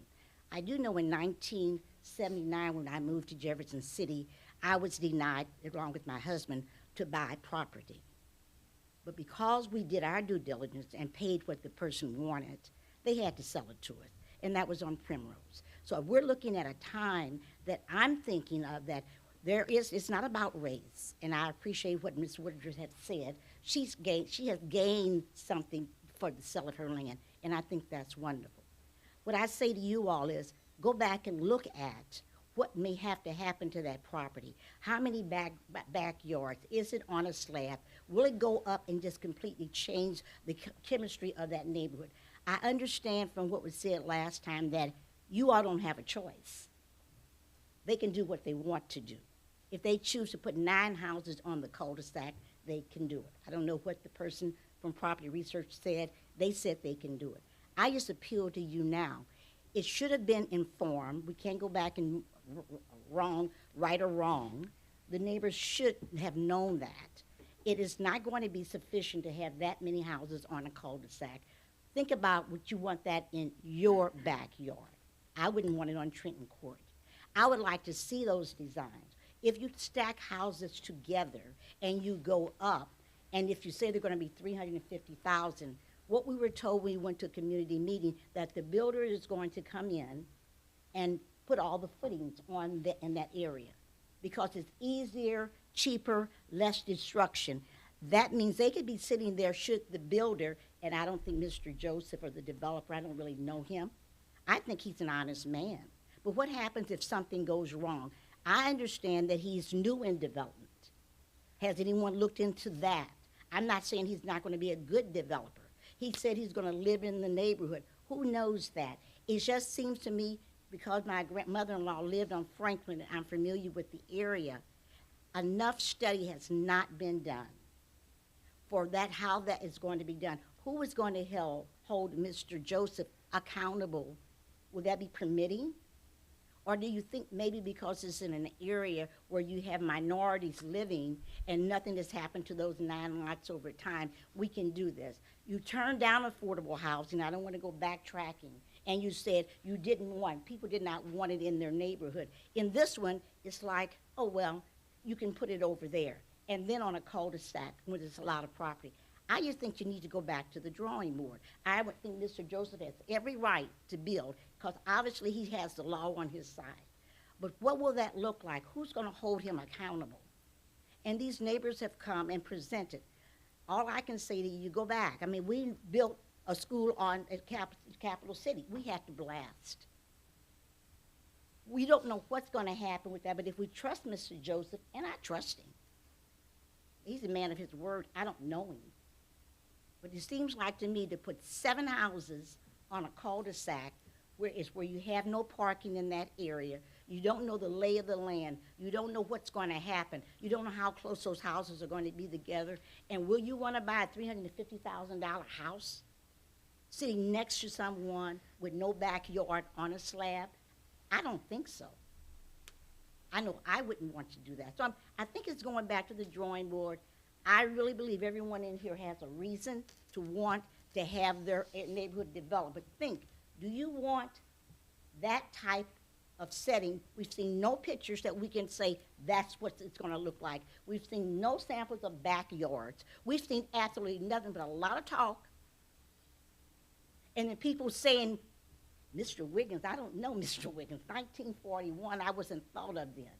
We need to talk about today. You start this in one neighborhood, believe me, all vacant lots could do the same thing. He's a developer. He's never developed a residential area. You start that, that's when your city begins to crop up different areas and neighborhoods that nobody really wants. You're taking an existing neighborhood and you're changing the complexion. I'm not talking about race, but the development. If the planning, and I don't know who's on, I feel sorry, not the staff, I would like to see who's going to be accountable to make sure this development meets the standards by which we have told it's going to be met. And so if you all do that, then I think that we can say you've done your job. If you don't do that, this neighborhood has been destroyed. Thank you, Mrs. Coleman. And I just want to clarify one item that you mentioned about planning, and planning would absolutely address any questions or concerns no matter what. So no worries on that. They will. Mr. Councilman Spencer? Yeah, Mrs. Coleman brought up a point of a concern that I have had direct conversation with Mr. Joseph about, and his intention is not to have open foundations. It's going to be developed one lot at a time. So we can alleviate that concern for you tonight. But it is a concern that you brought up. I just wanted to kind of address that for you on your behalf. Thank you. And next we have Mr. Plummer, and I think Mr. Plummer has had to leave, Gary Plummer. So we'll move on to Mr. Michael Hall. Welcome. Thank you, and good evening, Madam Mayor and members of the council. I am again here today to voice my concern with my neighbors as to how we feel about the development. As they've said, we're not against developing and moving forward and moving into the future with our neighborhood. It's so more about the way it goes about happening. I come today with questions and concerns. It's been brought to my attention that the cul-de-sac will have to be modified. At our first meeting, I was advised by someone from the city that the city has zero expectations to have any modifications done to the current infrastructure of the pre-existing cul-de-sac. And it's been brought to my attention that the pre-existing cul-de-sac is not up to standards, and to go forward with this plat that has been proposed, the cul-de-sac will have to be expanded outward, which of course that from the beginning we've been advised that's not something that would have to happen. To me, that's a pretty major thing that's going to have to go on before the houses can even be developed, before a foundation can even be laid in our neighborhood, before a driveway can even come in, they have to completely tear our road out and expand it. And again, we've been promised that wouldn't have to happen, which only leads us to sewer, water, drain questions. The fire department, are they gonna, you know, have the budget and the funding to support our expanded neighborhood? We are a locked-in, dead-end cul-de-sac. If there's a major emergency at one of our schools or something, we're locked in with that situation while it goes on. Are these things taken into consideration by the city when the planning and zoning took the fair amount of time that they did to discuss this development between themselves? Again, our questions, I've heard concerns, and I'd like to voice as a current member of this community for the past 15 years. When it's talked about our traffic, we have several different concerns with traffic. We've dealt with traffic for years. The city knows about the traffic in our neighborhood. The city in the past has assisted with that by putting in parking for residential parking that we pay out of our money to park in front of our homes. If the cul-de-sac has to be modified and we jam in 7 driveways in that cul-de-sac, my understanding of the cul-de-sac law is that there has to be street parking between every one of those driveways. Again, I'm not for sure on that because I'm not a lawyer and they don't write it easy enough for someone like myself to understand. A few years after I purchased my home, one of the children that walked daily up the hill and up Marshall Street to the high school was taking her normal walk to school, and another student lost control of their vehicle, sending it over the top of the hill of Franklin, down Marshall Street, hitting every sidewalk and every staircase on the way before it hit that child. It broke both of her legs. She wasn't able to finish her school year because she had broken legs. She didn't get to walk to school no more. So at that point, that car continued through the fence until it went down the hill and got stopped by a tree. Not too sure how many people are aware of that currently. Again, it's been a few years, but that fence today is still not fixed. So when we bring in more traffic to the area, we've already tried to alleviate the concern with traffic by expanding our school so that we can move half of that across town. People talk about they want to expand the homes and the housing. We need to develop more homes in the city. But again, as we've discussed, the city and the school board, or the school board themselves, have decided that the land that we previously had allotted for homes was not a valid point to replace the homes. And these homes that we're discussing building today will not be putting displaced families back into it. The families that we lost from our community are not moving back into these homes. They're not being built at the same price or the same standards. They're not going to look like our homes. The cost of purchasing each one of these is going to vary. But again, how long is it going to take to develop 11 pieces of property? My concern at this time is why do we need to break it up? As the developer has expressed, he doesn't need your opinion. He doesn't need your vote. He can do it as it currently is. He can divide it up, and I don't see any reason for it to expand any further than that. Without good reason as to why he needs 11 rather than 9, it doesn't make sense for our community right now. And until we can have some answers on, again, such things as the entire road being dismantled, when we were told that wouldn't be happening, I can't see that the community is going to want to move forward with that development. We're not opposed to developing our neighborhood. We're not opposed to the future and the changing it that comes with cities and growth. We want to see it, but at this point, the only thing that's been promised to us is more cost for our homes so that we can sell our homes and leave this community. That's the only thing that's been offered to us. Thank you for your time. Thank you, Mr. Hall. Next is Mrs. Diana Finney. Welcome. I've been here about 5 years, and I have moved into the main home that backs that property. My backyard butts up against all that property. If any of you will go and look at that poor little cul-de-sac that we have, it's not fit for that many houses to be there. And he wants to go 3, 4 stories up in a house. We got brick homes up there, beautiful brick homes.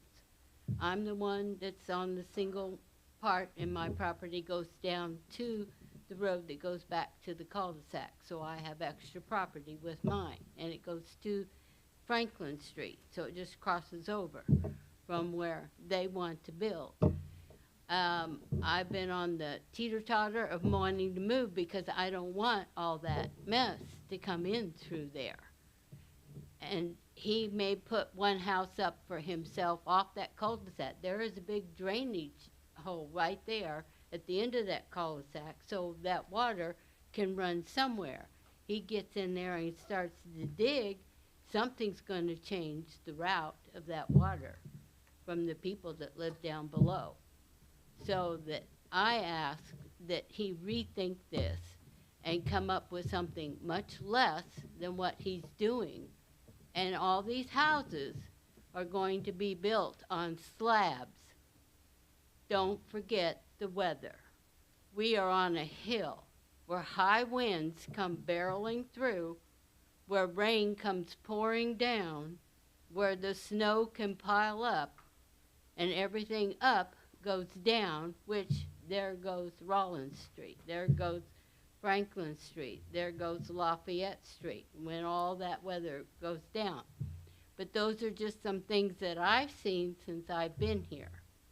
I love the place where it is, but to see houses towering up 3 and 4 stories high, it's going to ruin our brick homes that are there. And it doesn't say one thing about putting in brick homes. They're all going to be different materials. But anyway, that's where I stand, and I thank you. But to me, it would be a no. Thank you. You're welcome. And then I will have Mr. James Robinette, but did I miss anybody? Okay, I think there's, well, and Paul, do we do you right before the bill, or should we have, as part of the, or we could, why don't, you could come now, that's fine. And then we'll have Mr. Robinette, and then I think there's a couple others here that still want to speak. Okay, welcome, Mr. Sampson. Thank you very much. I kind of gave my, the long version of my presentation last week, so I won't bore you with that again. A couple of things that just kind of the highlights of that I'd like to reiterate. First of all, the subdivision as proposed meets all the requirements of the zoning code for the RS4 zoning district. The lots that are being proposed are larger than the minimum that's required in that zoning district, and in fact they're larger than many of the existing lots that are located in the neighborhood. All the lots have been designed in such a way that they're proportional to the size of the homes Mr. Joseph is planning to build, and each home will be designed specifically to work with the size of the lots as they're proposed and to work with the topography of the ground as it exists today. As everyone has said, this will allow Mr. Joseph to build 10 single-family homes, just 1 block from the area that was decimated by the tornado. Everyone knows that we need housing, and every unit that we can make available, I think, is 1 less unit that we have to find someone else to live in. As Mr. Joseph has purchased the property, and as the property owner, he is afforded certain rights as the property owner, and basically that's to follow the city code. Mr. Joseph has done that. He, right now, as the property sits today, can build 7 homes in that area. Continuing to follow the city code, he can build up to 9 homes. Through that process, some of the lots that would be created would still meet city code, but they would not be. They would be smaller than what we were proposing with the 10 lots that we're currently proposing to build. And those lots would be less desirable and smaller than what we would prefer, and make it more difficult to build the homes on that lot. Listening to some of the testimony tonight, everyone has said that they are in favor of housing, but it seems like a lot of the comments are, we like housing as long as we get to pick and choose what we want to do and what it looks like, and take control of the development. That's a very dangerous precedent to set. As long as the developer is meeting the code is put there for a reason to protect the residents, and as long as the code is being followed, then that property owner should be afforded his right to be able to develop his property as he sees fit, meeting all the requirements of the code. With that, I answer any questions. Thank you, Mr. Sampson. Are there any questions? Okay, and Thank if we come up with any more when we take up the bill or resolution, we'll let you know. I also want to make note that we have from our Planning and Zoning Commission, Penny Quigg is here as well, and there may be some others here, but appreciate the involvement of that commission. And I think there's others who wanted to speak. I know we also had Mr. Robinette, but if you want to come up at this time, welcome. And then you all can come after that. Okay, welcome. Thank you, Mayor. Thank you, Council. Thank you, staff. James Robinette, NAACP. Do you want to pull that down? Thank you. Okay, thank you. Yes, not as tall as Mr. Simpson. Essentially, we're here to again support the concerns of the residents of the neighborhood that have just spoken tonight. And we want to affirm our support for their concerns. And in affirming our support, all we can do is suggest what we did, not just here at the last meeting, we also attended city planning and zoning meeting that followed the last city council meeting. But again, we request that some type of notice process be implemented by the city. You have 10 homes being built in a neighborhood, and that's great. Property owners have the right to develop their land here in our country. And however, based on the last meeting the citizens had with the developer, and I thank the developer for what he's trying to do. I thank Ms. Woodruff. She sold her lots to the developer. Mr. Griffin sold his lots to the developer. But again, it impacts the neighborhood, and it's not the citizens saying we want to control it. It's just saying if they have environmental concerns, the city and the developer should meet with them to answer those concerns. If they have other concerns in terms of space, there should be some type of meeting to professionally answer their questions. So the only thing I can suggest after hearing the firefighters tonight is, if possible, maybe another meeting can be set up with the residents to address and answer their concerns that they've raised here at the past meetings as well as tonight.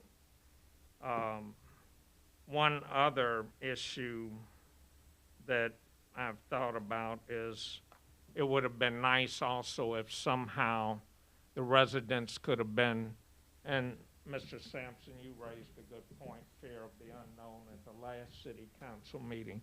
But in terms of fear of the unknown, the developer's work product. So what could be done to address that? If he's constructed other houses, maybe the residents could be directed to the location of those homes where they could go view and see that work product.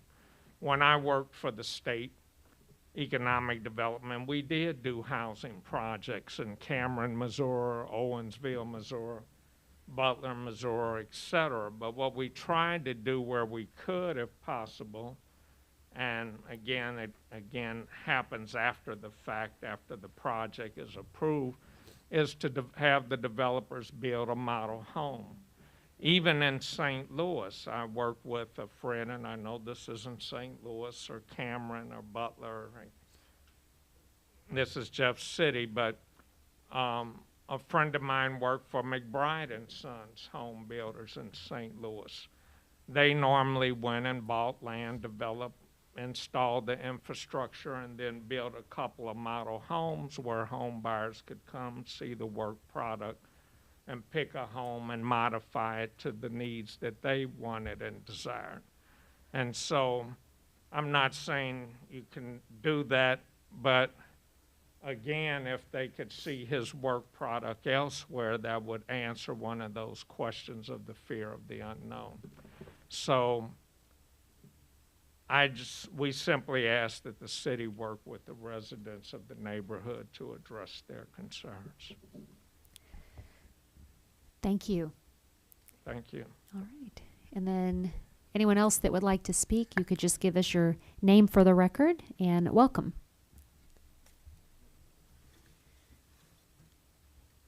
Good evening.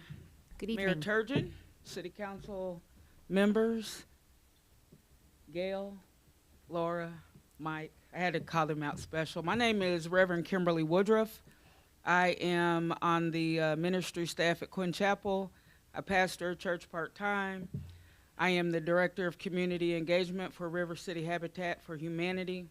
I serve on the Board of Directors for Transformational Housing. Before I worked for Habitat, I was a community organizer who fought for justice, which also included people's rights to live in decent, affordable, safe housing. Before my sister came upon the scene at 503 Roland Street on June the 19th of 1968, I was already there. Over the years that I spent on Roland Street, I was there before any of these families who've spoken.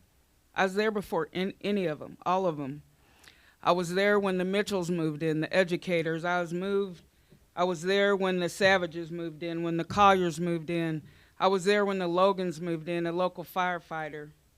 I was there when it all happened. I was there when the new families moved in with children. My sister and I were so excited we had new people to play with, like Ithaca and Clara Bryant.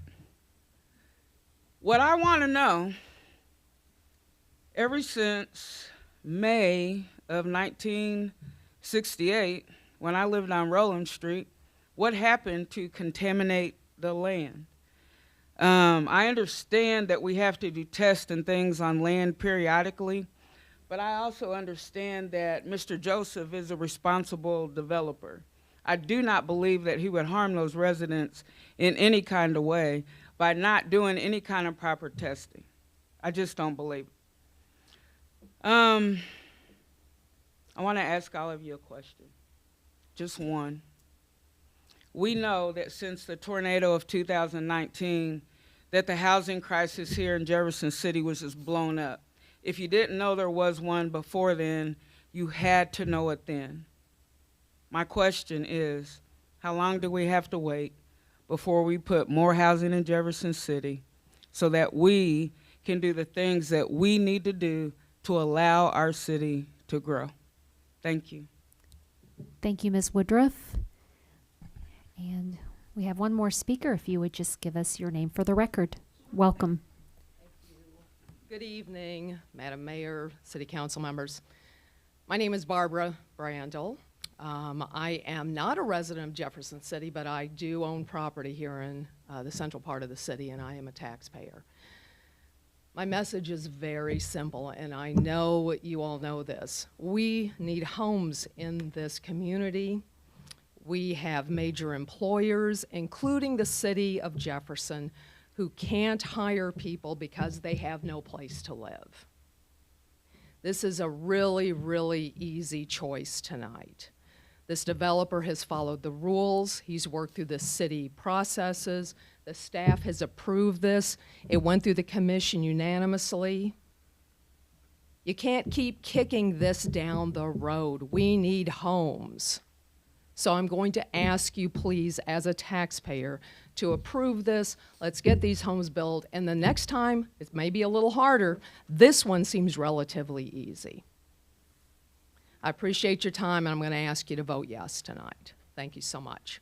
Thank you. All right, I think that covers the list and everyone else. So we will go on to item 11, consent agenda. Is there a motion to approve consent agenda, removing item D and I? So moved. I think, was there a second? Okay, and any further discussion? All in favor say aye. Aye. Any opposed? So that motion passes. And item D, Councilman Fitzwater? Yeah, I just wanted to pull this item off real quick, and I know we've got a long meeting. It just struck me, two things in it. There's some substantial changes, and I've made the comment at Public Works that if we're going to do projects, I want to do them right. I was just curious, the estimate for the amount of concrete has gone up from 225 cubic yards to 500, and the wall or the curbing, I guess, is increased from 10 linear feet to 190. I was just curious what the significant change in that project was Mr. to Moret, add those additional costs. would you have that answer? Yes, sir. Basically, the monolithic wall was as a result of rock excavation, so more rock was encountered. So this helped us lessen the amount of rock to remove, although we still had to remove more than the original one. I think there's additional rock removal in this as well. So that helped kind of keep that to a more reasonable number. The street, obviously, we get into these things and we want to leave the neighborhood in good repair.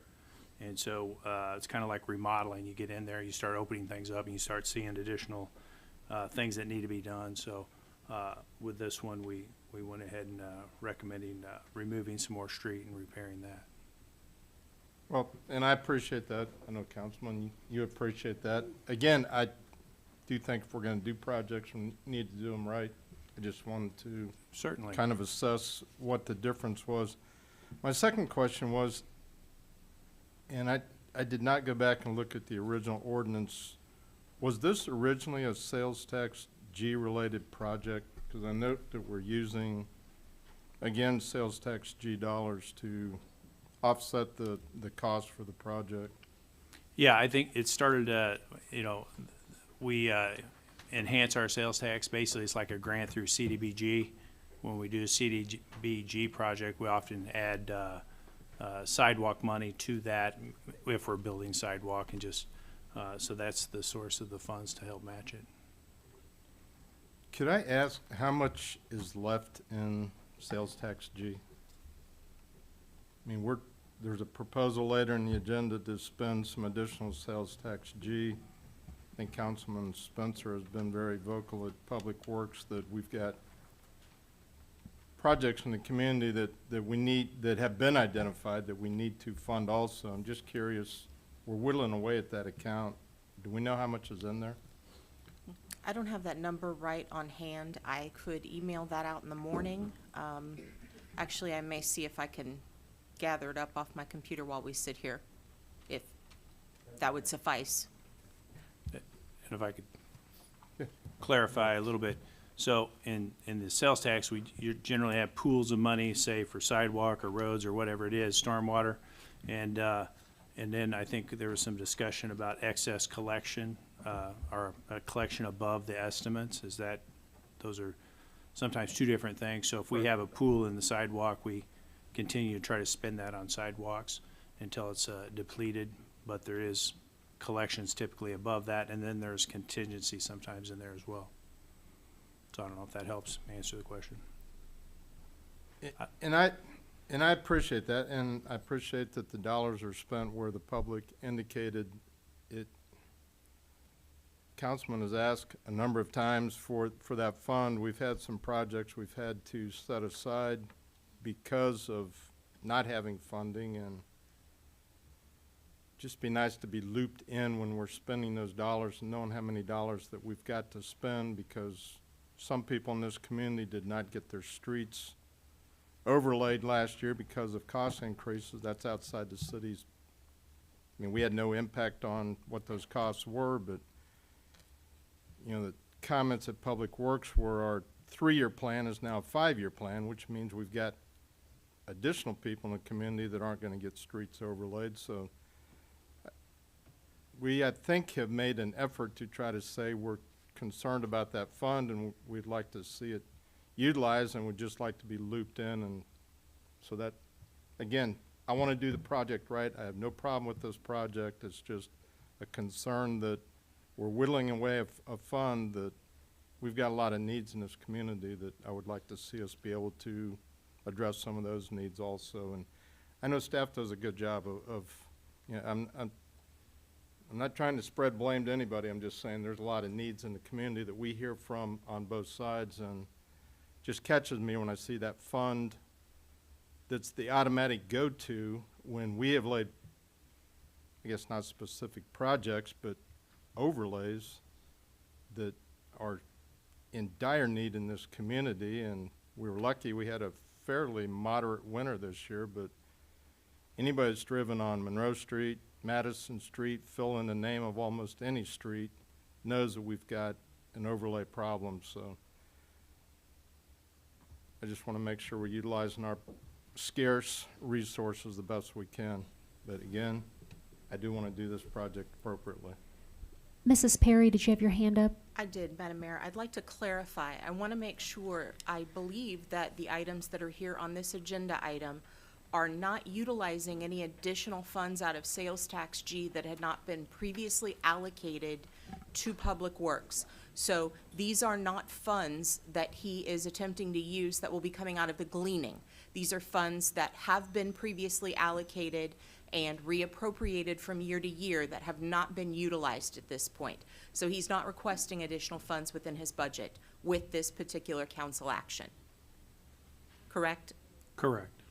So there are dollars that could have been spent on the overlay project where we couldn't fund everything in our budget?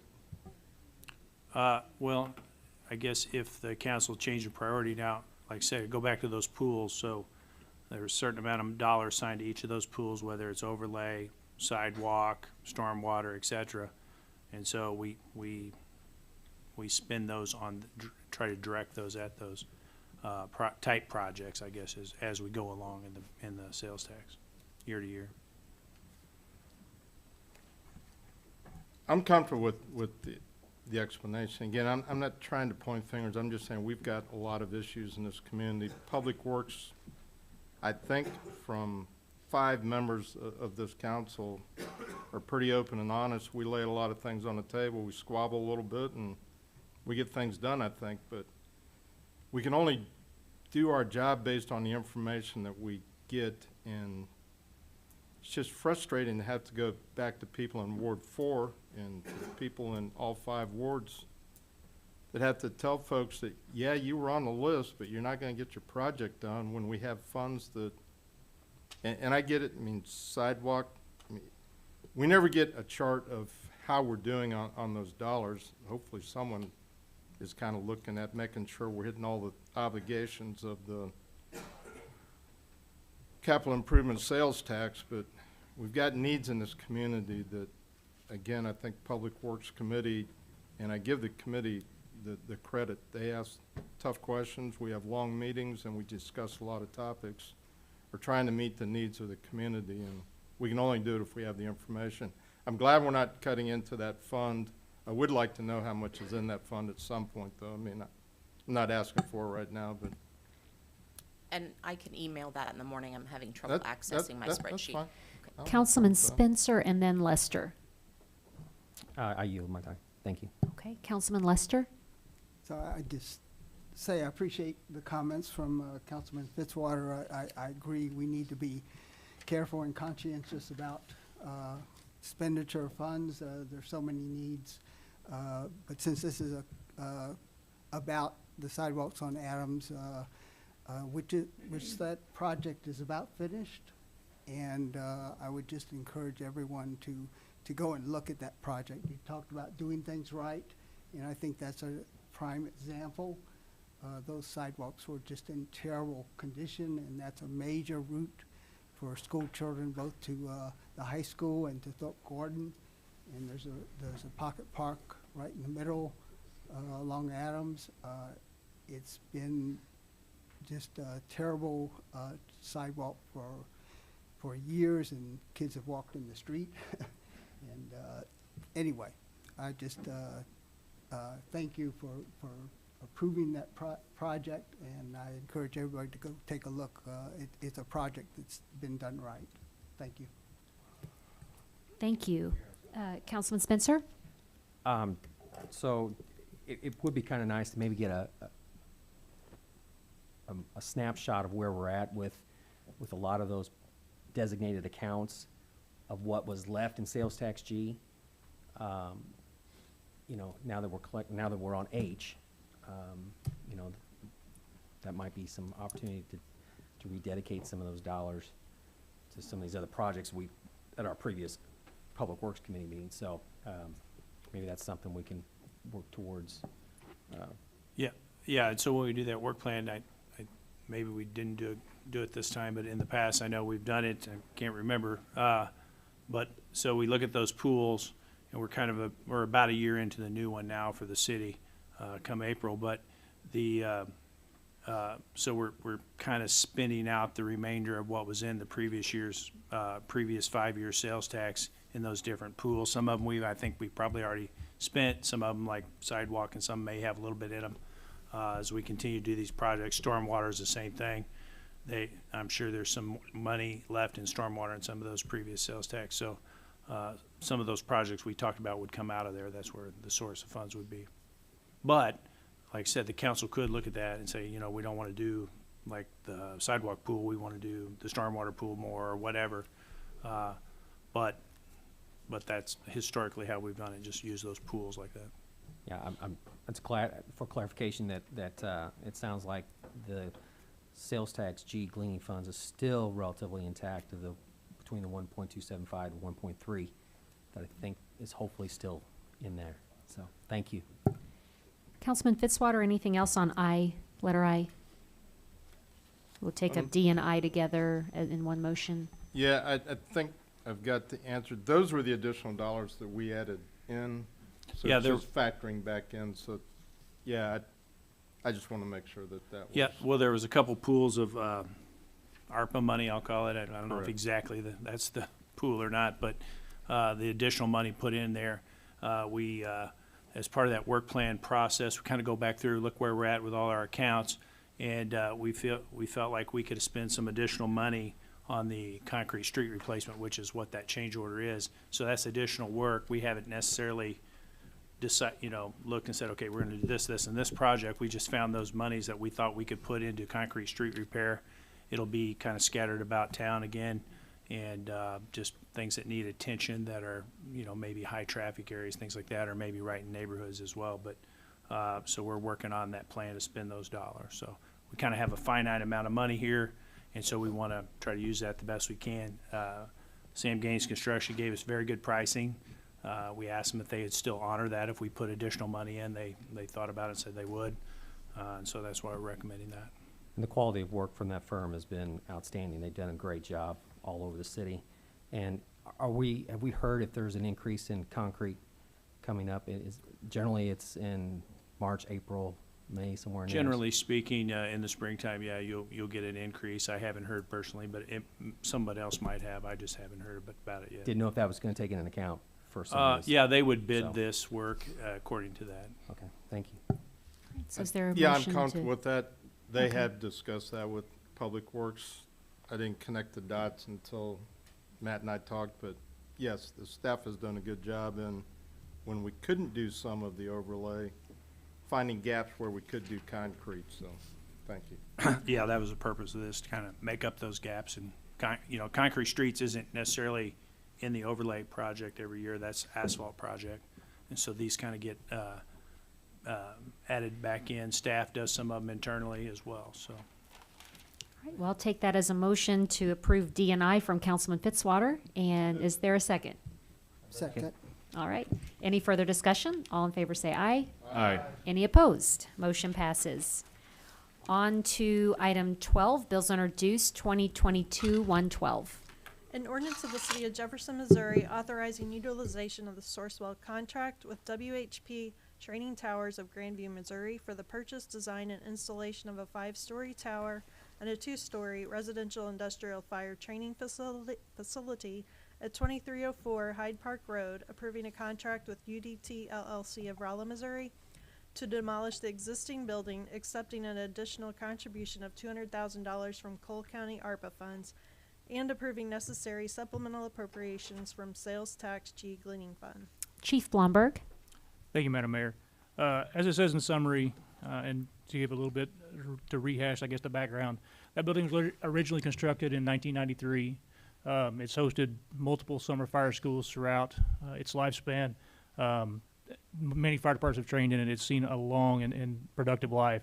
Unfortunately, it's reached that end. An event caused some damage that was probably unrepairable in 2017. This bill would request another $298,000 to bring that number to $1.8 million with the $200,000 from Cole County. The packet has a representative drawing inside it. I would hate to call it a blueprint, but we originally sought out a request for qualifications. We worked with an architect, and we realized that the extent of their services were probably beyond our scope. So we kind of took a step back and looked at our options again, and then discovered that through cooperative purchasing and Sourcewell that WHP Towers was available. So we've been working with them. You'll see that representative drawing inside the packet. We feel this meets what council instructed us to do at the last budget cycle, and come forth with a building that meets our needs, not only today, but into the future. As you can see, it's got several features that we don't have currently, it didn't have in this one, and some things that we think is going to meet what the industry requires of us later on. Through meetings with the shift training officers and the personnel in general, we came to this is our priority, and this is where we think we need to be. So I'd be happy to entertain any questions from council. Thank you, and also want to reiterate and thank the county for that additional $200,000 contribution. We really appreciate Cole County for working with us on that. And I know that this is something that council has desired for quite some time, and a request that glad to see coming to fruition and being able to find all those partners. And we will take questions, and I'll ask at the end if there's any need to put a check mark by it or move it forward. If there is or not, I don't know if that affects anything on scheduling. I didn't think to ask you ahead of time, but I'll turn it over to Councilman Spencer. Yeah, just for clarification, if we're not comfortable with acquiring the additional $200,000 from sales tax G gleaning funds, where does that leave you with the ability to do the contract? So let's say we would give conditional approval for like 1.5 for that project. It would make it really difficult to meet the goals that we have. Just cost of material we know has gone incredible. Anybody could speak to that. It would be really difficult we'd have to go back to the drawing board basically to come back to 1.5, I think. Because I think that was kind of the intent of when we set out that budget, was that, we were encouraging other alternative sources and not coming back and taking additional out of city accounts. And again, I'll echo what the mayor says. I've had some serious discussions with our county commissioners of securing that funding. So I really appreciate their willingness to partner with that project. So, but as you heard for 15, 20 minutes tonight with other committed projects that we have for public works projects of sales tax G gleaning funds probably that are going to have to be dedicated for those. So I'm just not comfortable with moving forward with the additional $200,000 from sales tax G gleaning funds. Thank you. Any other council comments? I'm sorry, Mrs. Perry. So since the chief is not here, I do want to interject that I believe the $298,000 would allow them to move forward with the contract, not just for the demo of the current building, but building of the new building. Obviously, we can't demo the old one if we don't have a new one. So without the $298,000, we would not be able to take care of all of the purchasing aspects of it and proceed with the contract. So there's not been an exercise done with the potential of not securing the $200,000 to what that project would look like. Just making sure on that. I'm sorry if I misunderstood your question, Councilman Spencer. Yeah, just for clarification, to make sure that there's not been the exercise done with a redesign, cutting some things out of this proposal for a 1.5 to try to hit a 1.5. So we are requesting to be approved for the $200,000 from Cole County, and then an additional $298 from sales tax G. Have we gone through the exercise of coming back to a 1.5 number? Yeah. No, we have not. So for clarification, I said 200,000. I'm not comfortable with spending 298,000 out of sales tax G cleaning funds. Any other discussion? So. Councilman Lester? I guess only that at the public safety committee meeting that I attended, when it was talked about the train tower and what was needed, this amount of money was put as, this 1.8 million was put as like a minimum, and there was a strong argument that that was too little, and really we should do it what was called right. But I understand the fire chief is comfortable with doing this. But I just wanted to bring it out that there was quite a discussion at public safety, and the 1.8 was I think viewed by everybody as a minimum amount.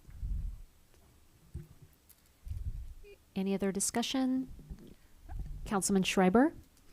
When we did discuss it at public safety and asked to move it forward to the council, that was correct. That I think that they looked at several different things, and the design that they came up with, or that they've come up with, was not a Taj Mahal facility by any means, and they've shown several different facilities in different areas that would far surpass what we're wanting to do.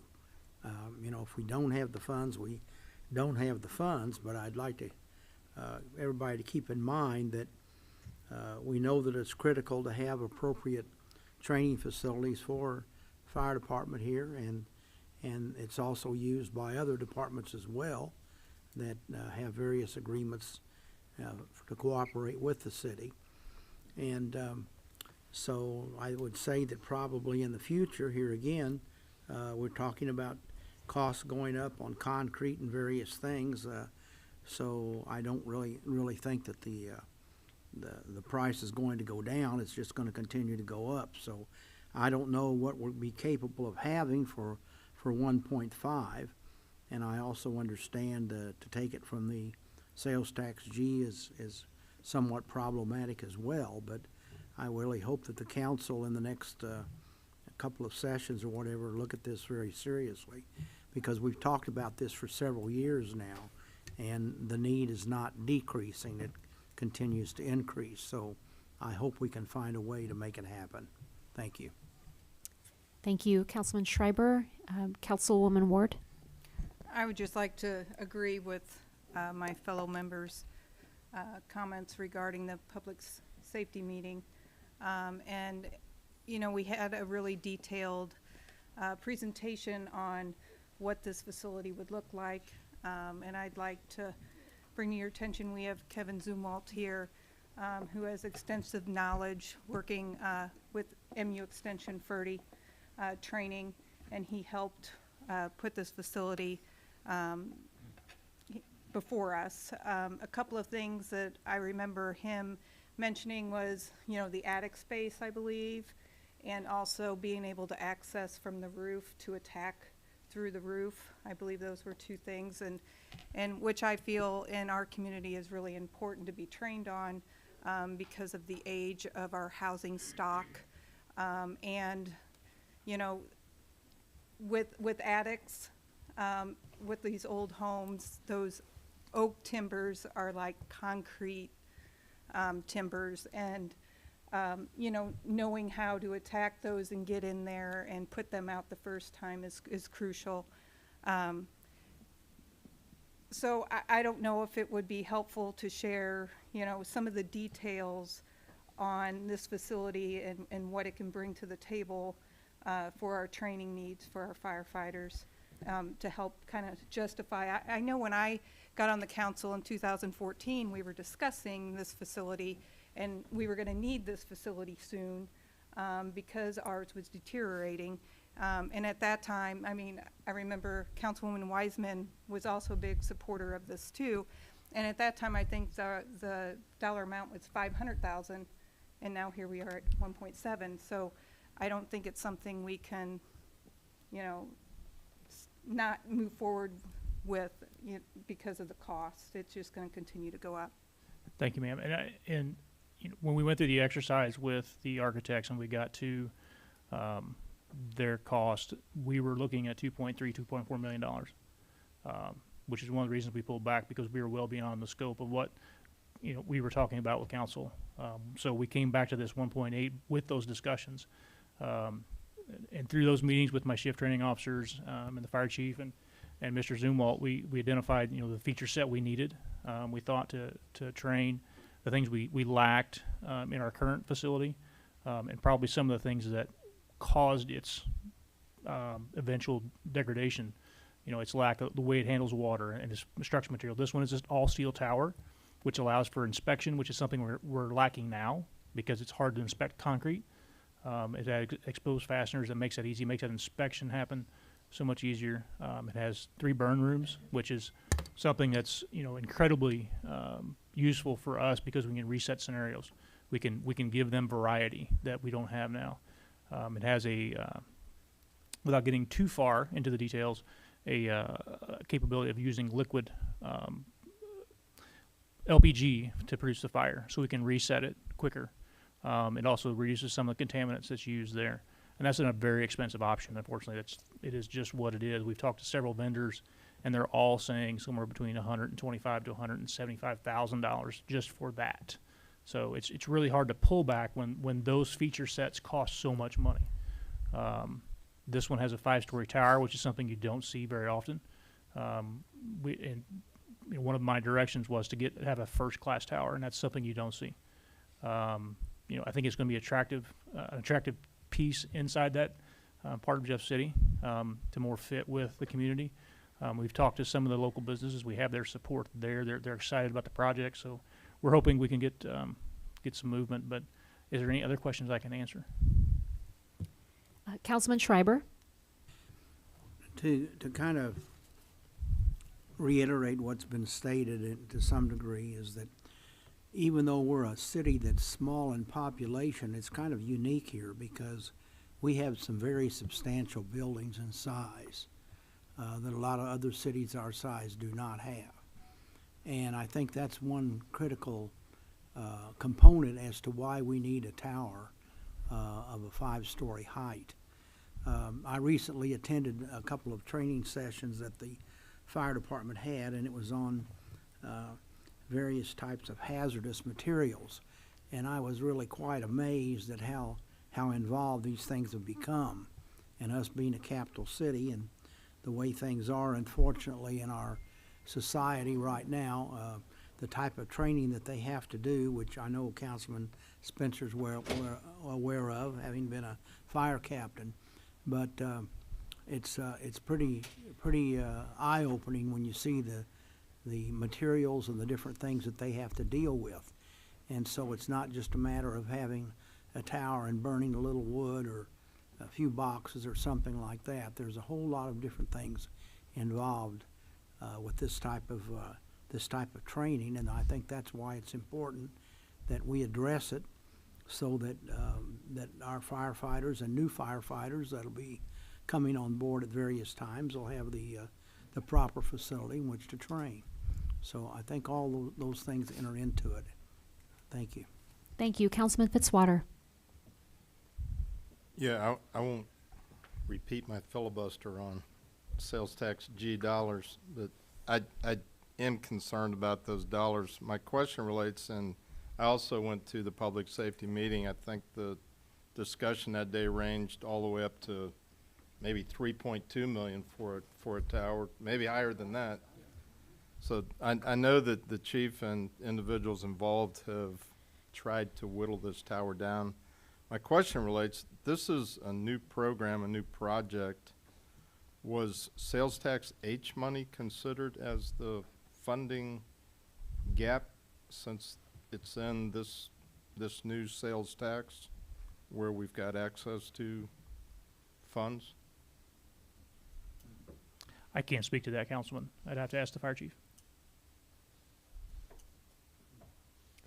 Well, it looks like at the next meeting, there's a few topics that you could bring some answers to. And of course, I was, in full support and ready to put a check mark and vote on it tonight. But I do understand some of the concerns that were voiced, and Councilman Spencer, there was no doubt that we needed it. It was just some of the details, it sounds like, with the funding and the sources of funding and the costs. So if you could clarify some of that, I would believe then that would help for the next meeting. Councilman Spencer? And just for clarification, our current tower is three stories? Four stories, yes, sir. Four, okay. At the minimum, the tower has to be is 4 stories to meet the ISO requirements, and that's one of our other needs is, you know, we're missing that mark right now with that live burn capability, so we're really hoping to reinstate that with this, so.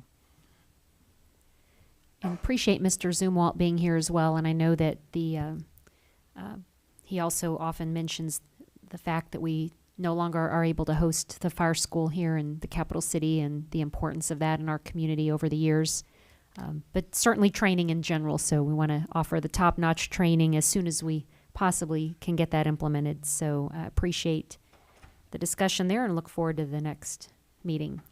22-113. An ordinance of the City of Jefferson, Missouri, amending the 2022-2023 budget of the City of Jefferson, Missouri by appropriating additional funds within the wastewater enterprise fund. Mr. Marash? Oh, thank you. Yeah, this is a supplemental appropriation from the wastewater fund. It was originally budgeted a year prior, and just ordering equipment has extended the time frame, so have to reappropriate these funds. Any questions? And 22-114. An ordinance amending the purchasing code relating to electronic tablets. Mrs. Perry? Yes, this bill would authorize city employees and elected and appointed officials to purchase their electronic tablets that are issued upon separation from the city for the fair market value in used condition. This did pass before the administration committee to address returning iPads to the city upon departure. I'd be happy to answer any questions. Any questions? All right. 22-115. An ordinance of the City of Jefferson, Missouri, authorizing a consultant contract with Structural Engineering Associates and amending the fiscal year 2022-2023 budget of the City of Jefferson, Missouri by appropriating additional funds within the parking fund. Mr. Marash? Thank you.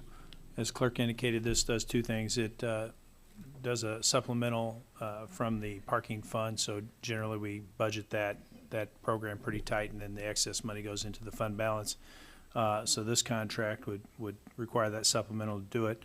It's a contract to basically rehab our Jefferson Street parking deck and also look at one of the supports that's exposed in the main garage, so we get some more parking available there again that we have currently shut down. The contract, hit the wrong button, sorry. 59, I lost the number. $59,000, I believe, wasn't it? It's not on there. I'm on the wrong. I'm on the wrong item here. Oh, I'm sorry. Okay. Yeah, where's 59,000? That okay. Sorry. Be happy to answer any questions. Got my iPad all messed up now. No problem. Any questions? All right. We'll move on to item 13, bills pending 22-110. An ordinance of the City of Jefferson, Missouri, amending the 2022-2023 budget of the City of Jefferson, Missouri by reallocating funds currently appropriated for salaries in the general fund to various projects and by modifying previously appropriated ARPA funds to replace the salary funding within the general fund. Mrs. Perry? Yes, this bill would authorize funds that have been appropriated in the general fund for salaries to the community projects that council previously approved for using ARPA funds. It would then also approve the ARPA funds to be appropriated from those said community projects to the salary funding within the general fund. This would not result in any additional funds being spent on salaries within the general fund. It's really a mechanism for us to kind of sever ties with any of those federal deadlines that are tied to the ARPA funds, and it would also in turn then alleviate those deadlines for any of the third parties that council chose to appropriate funds to previously, with the hopes of allowing them to spend any more reasonable time frame for their projects. I'd be happy to answer any questions. Any questions or discussion? Roll call, please. Fitzwater? Aye. Hensley? Aye. Kemna? Aye. Lester? Aye. Schreiber? Aye. Spencer? Aye. Spicer? Aye. Ward? Aye. Wiseman? Aye. Deacon? Aye. Bill passes. 22-111. An ordinance of the City of Jefferson, Missouri pertaining to additions to Chapter 31 and Appendix Y of the City Code. Mr. Marash? Thank you. as the clerk indicated, this is a new program in Chapter 31 of the Stormwater Code, but it would be to, we are titling it Private Stormwater Conversion Program. It's very akin to what we do with a sidewalk petition process, is how it was developed. Public Works and Planning talked about this for several months, many months, to get to this point. The process would basically be if you're in an area and you have a pipe that's on your property collecting stormwater, and for whatever reason it's in disrepair, but it's not in a city easement, you could petition the city to take care of that pipe and bring it into a city easement. In other words, upgrade the pipe to city standards. And there's a cost, typically a cost to that, so much per linear foot. We'd work with the property owners to kind of define the project, and then bring the project, once they've all agreed, bring it back to the council for approval. There is another pool of money that's been created for this project, or this ordinance. I think the ARPA funds, which we just talked about, rolled into the new program.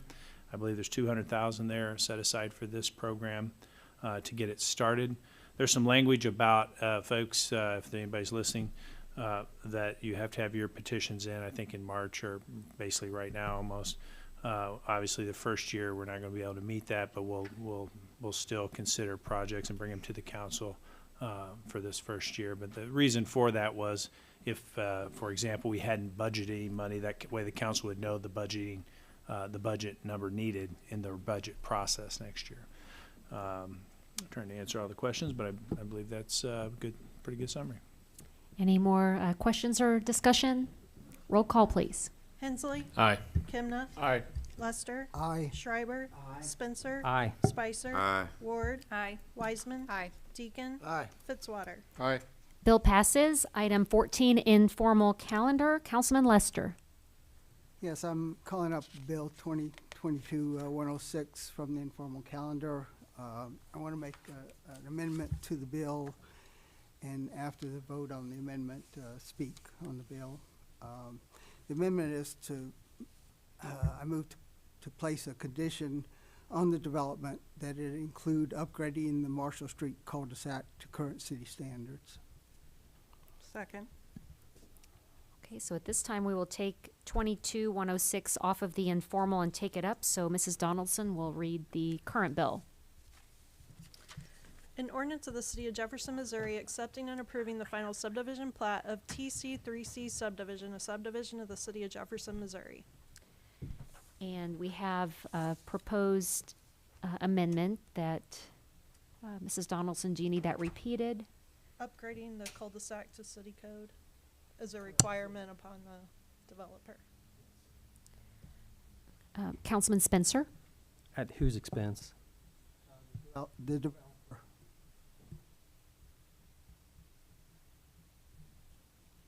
But I understand that it doesn't necessarily meet today's standard of for the cul-de-sac, but it met the standard when it was installed. What impact would it have if we left it the same as it is currently for the development that Mr. Typically when you own a lot in town, and you can build on that street as is because it was approved at that time. However, during this process, we've talked to the developer. Actually, the engineer has already given us a detail of how to expand that, how they would go about expanding that. And it's not a great undertaking in the sense that there's driveways in a cul-de-sac. I live on a cul-de-sac. There's the drives have to tie into the cul-de-sac anyway. It's an old rolled back curb, so it'd be taken out and replaced. So we have Mr. Joseph here this evening. Would it be appropriate to, I mean, you've been made aware of this amendment, Mr. Joseph, or I don't know if you want to come to the podium and since this involves the development, involves you directly,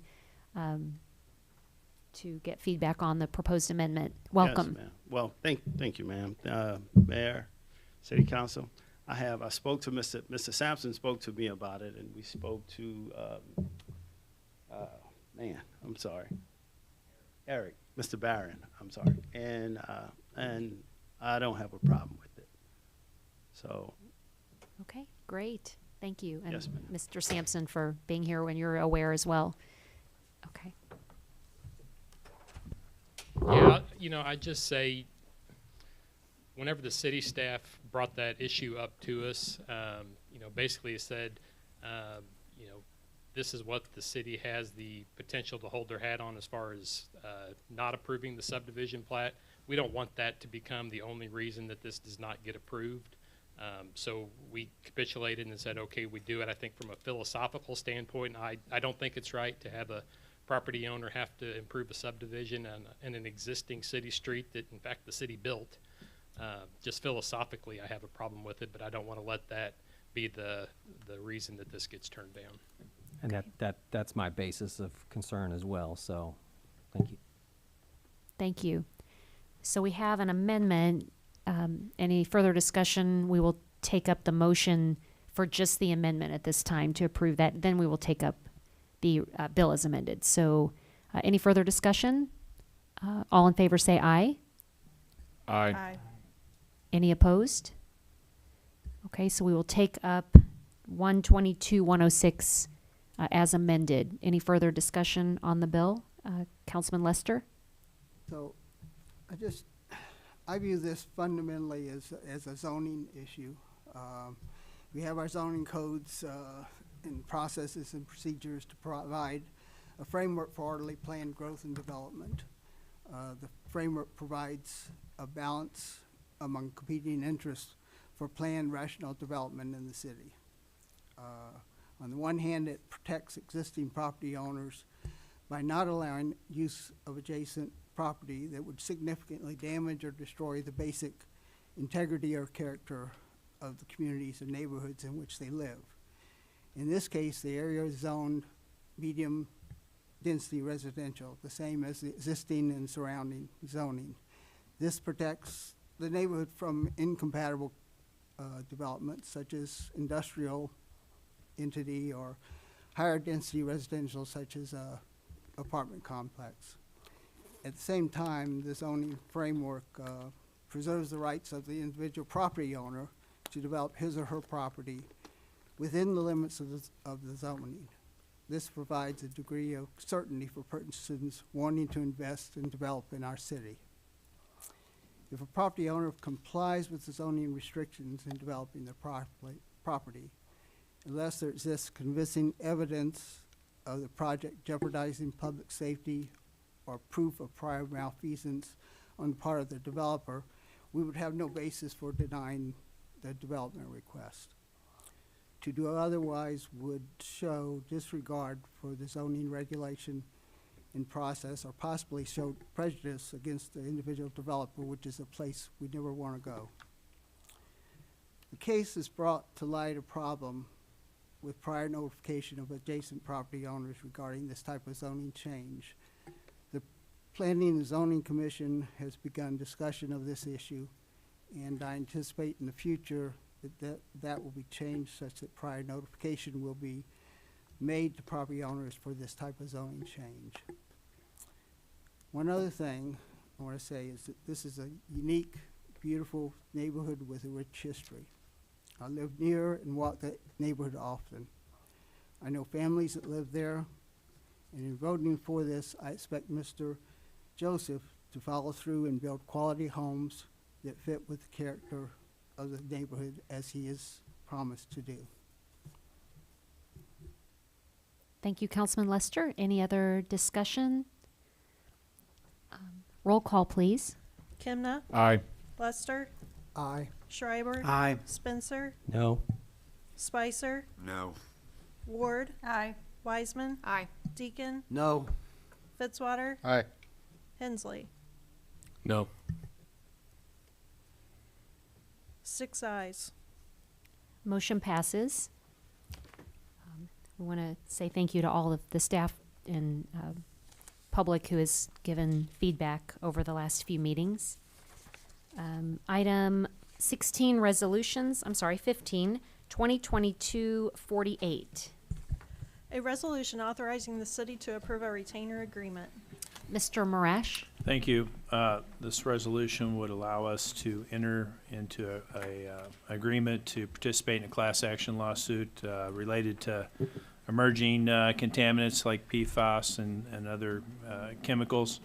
There's a whole suite of them, but what happens at our wastewater plant is we'll have to do additional testing because of this issue, and we're hoping to recoup some of those costs. We're tracking those costs in the hopes of recovering them. Is there a motion to approve this resolution? Second. Any further discussion? Roll call, please. Lester, Aye. Schreiber, Spencer, Aye. Spicer, Aye. Ward, Aye. Wiseman, Aye. Deacon, Aye. Fitzwater, Aye. Hensley, Aye. Kimna. Aye. Resolution passes. 2022-49. A resolution authorizing the city of Jefferson to apply for the Missouri State Transit Assistance Grant. Mr. Marash?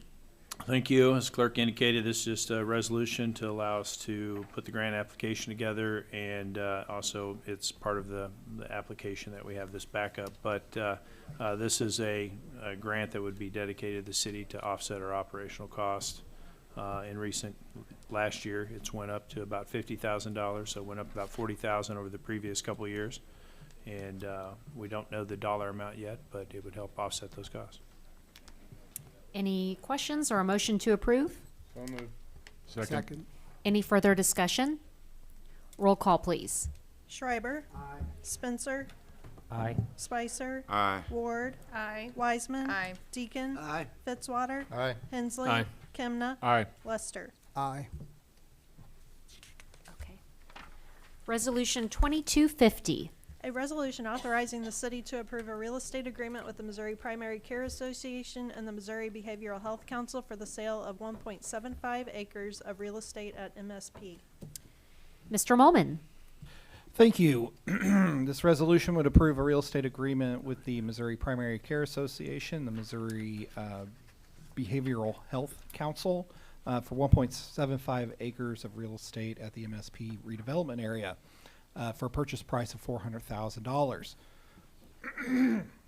This agreement also would grant to those organizations an option to buy an additional 0.67 acres immediately south of their of the 1.75 acres, and essentially this option would vest or not in about 2.5 years, July 1st, 2026. It would allow for the associations to use the existing area for parking until the city has the opportunity to figure out and make a decision on more community-wide parking at the MSP site. So essentially, if the city has not made progress and started on a community-wide parking solution for kind of the greater MSP area, a shared parking type of, whether that be surface or garage, then the associations would have the ability to purchase the additional 0.67 acres in order to secure their parking needs ongoing in the future. What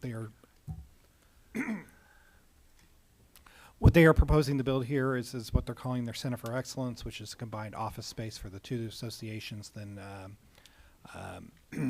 some additional space for training. These associations conduct frequent training for their clients, which includes people coming in from all over the state.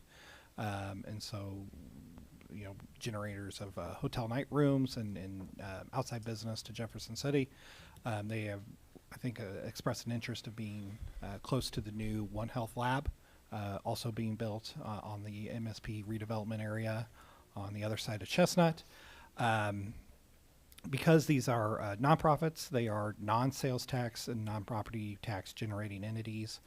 And so the real estate contract includes an incentive to include in their project some retail space, which would generate taxes and sales taxes. And so essentially that option, the 1.67 acres south of the property of the 1.75 acres, the price of that option is based on a sliding scale determinant on how much retail is installed, with kind of a maximum end of 10,000 square feet of retail And so essentially, the more retail they build, the price of the option area goes down. So I'd be happy to answer any questions. Yeah,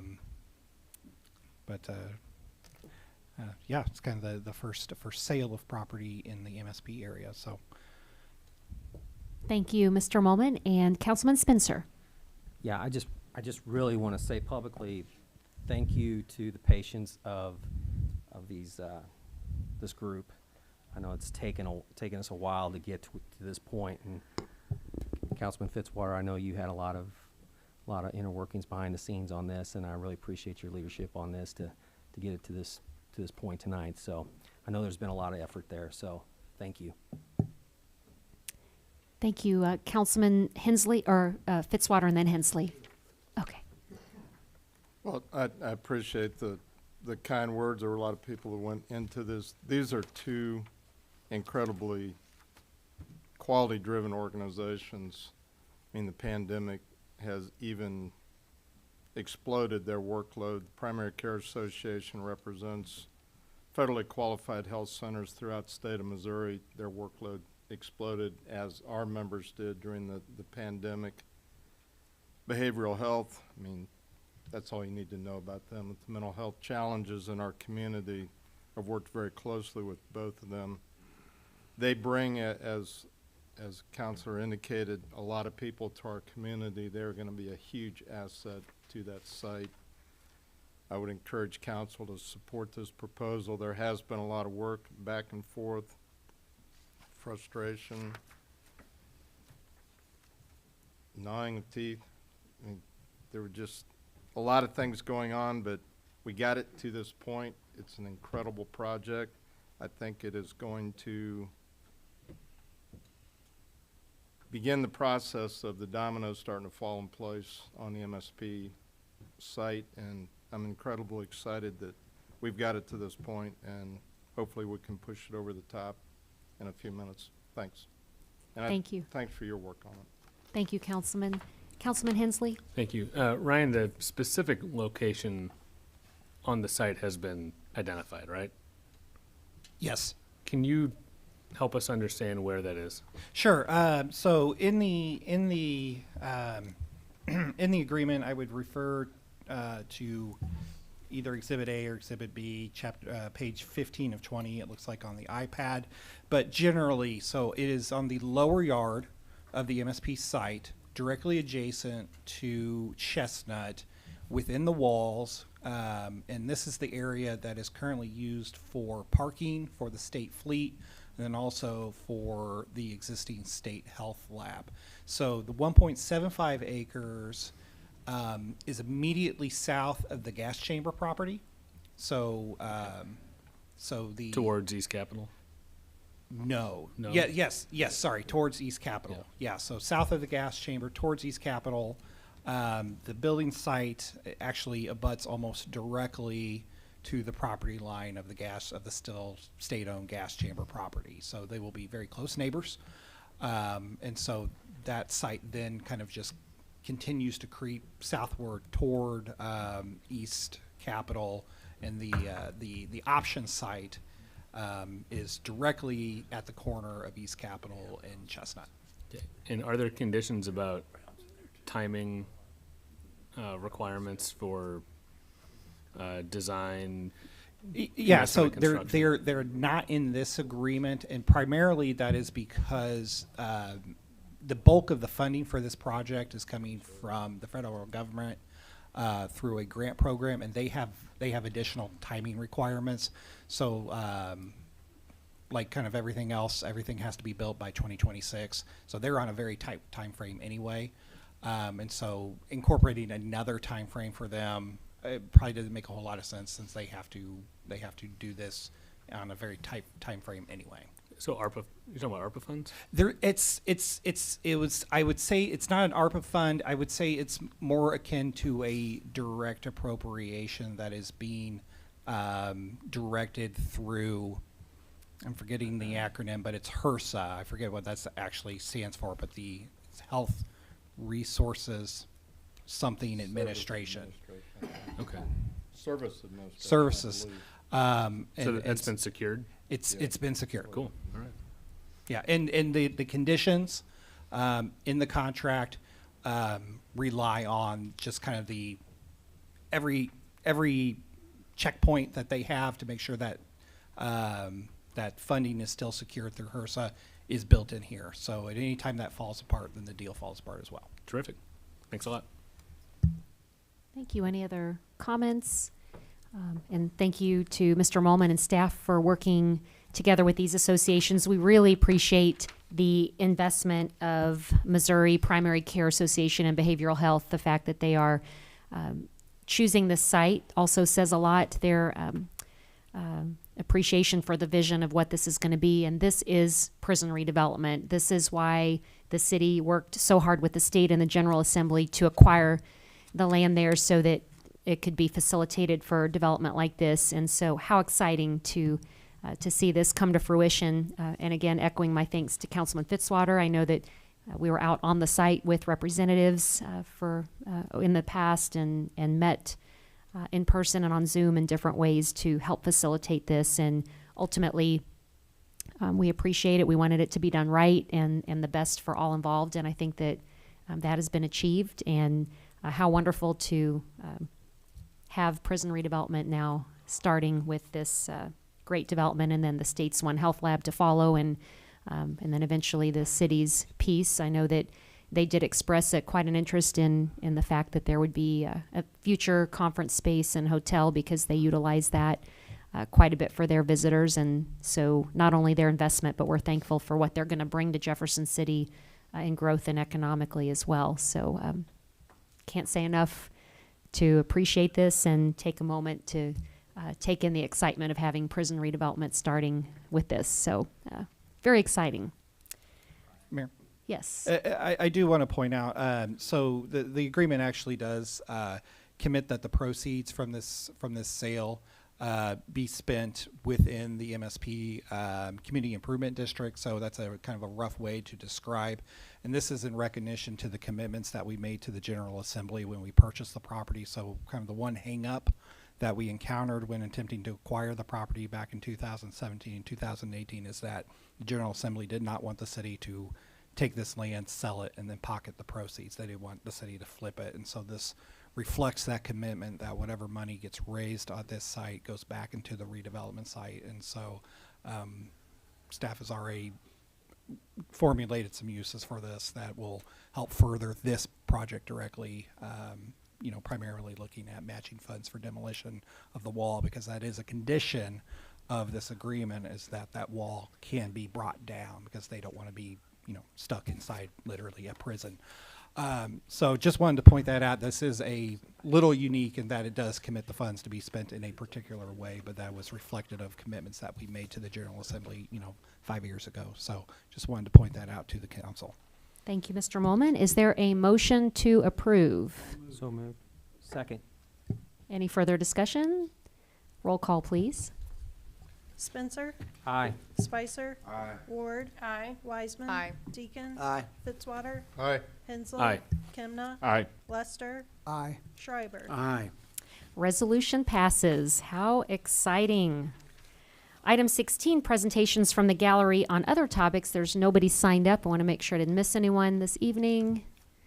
All right. And item 17, any council and staff discussion of presentation topics? And item 18, any new business?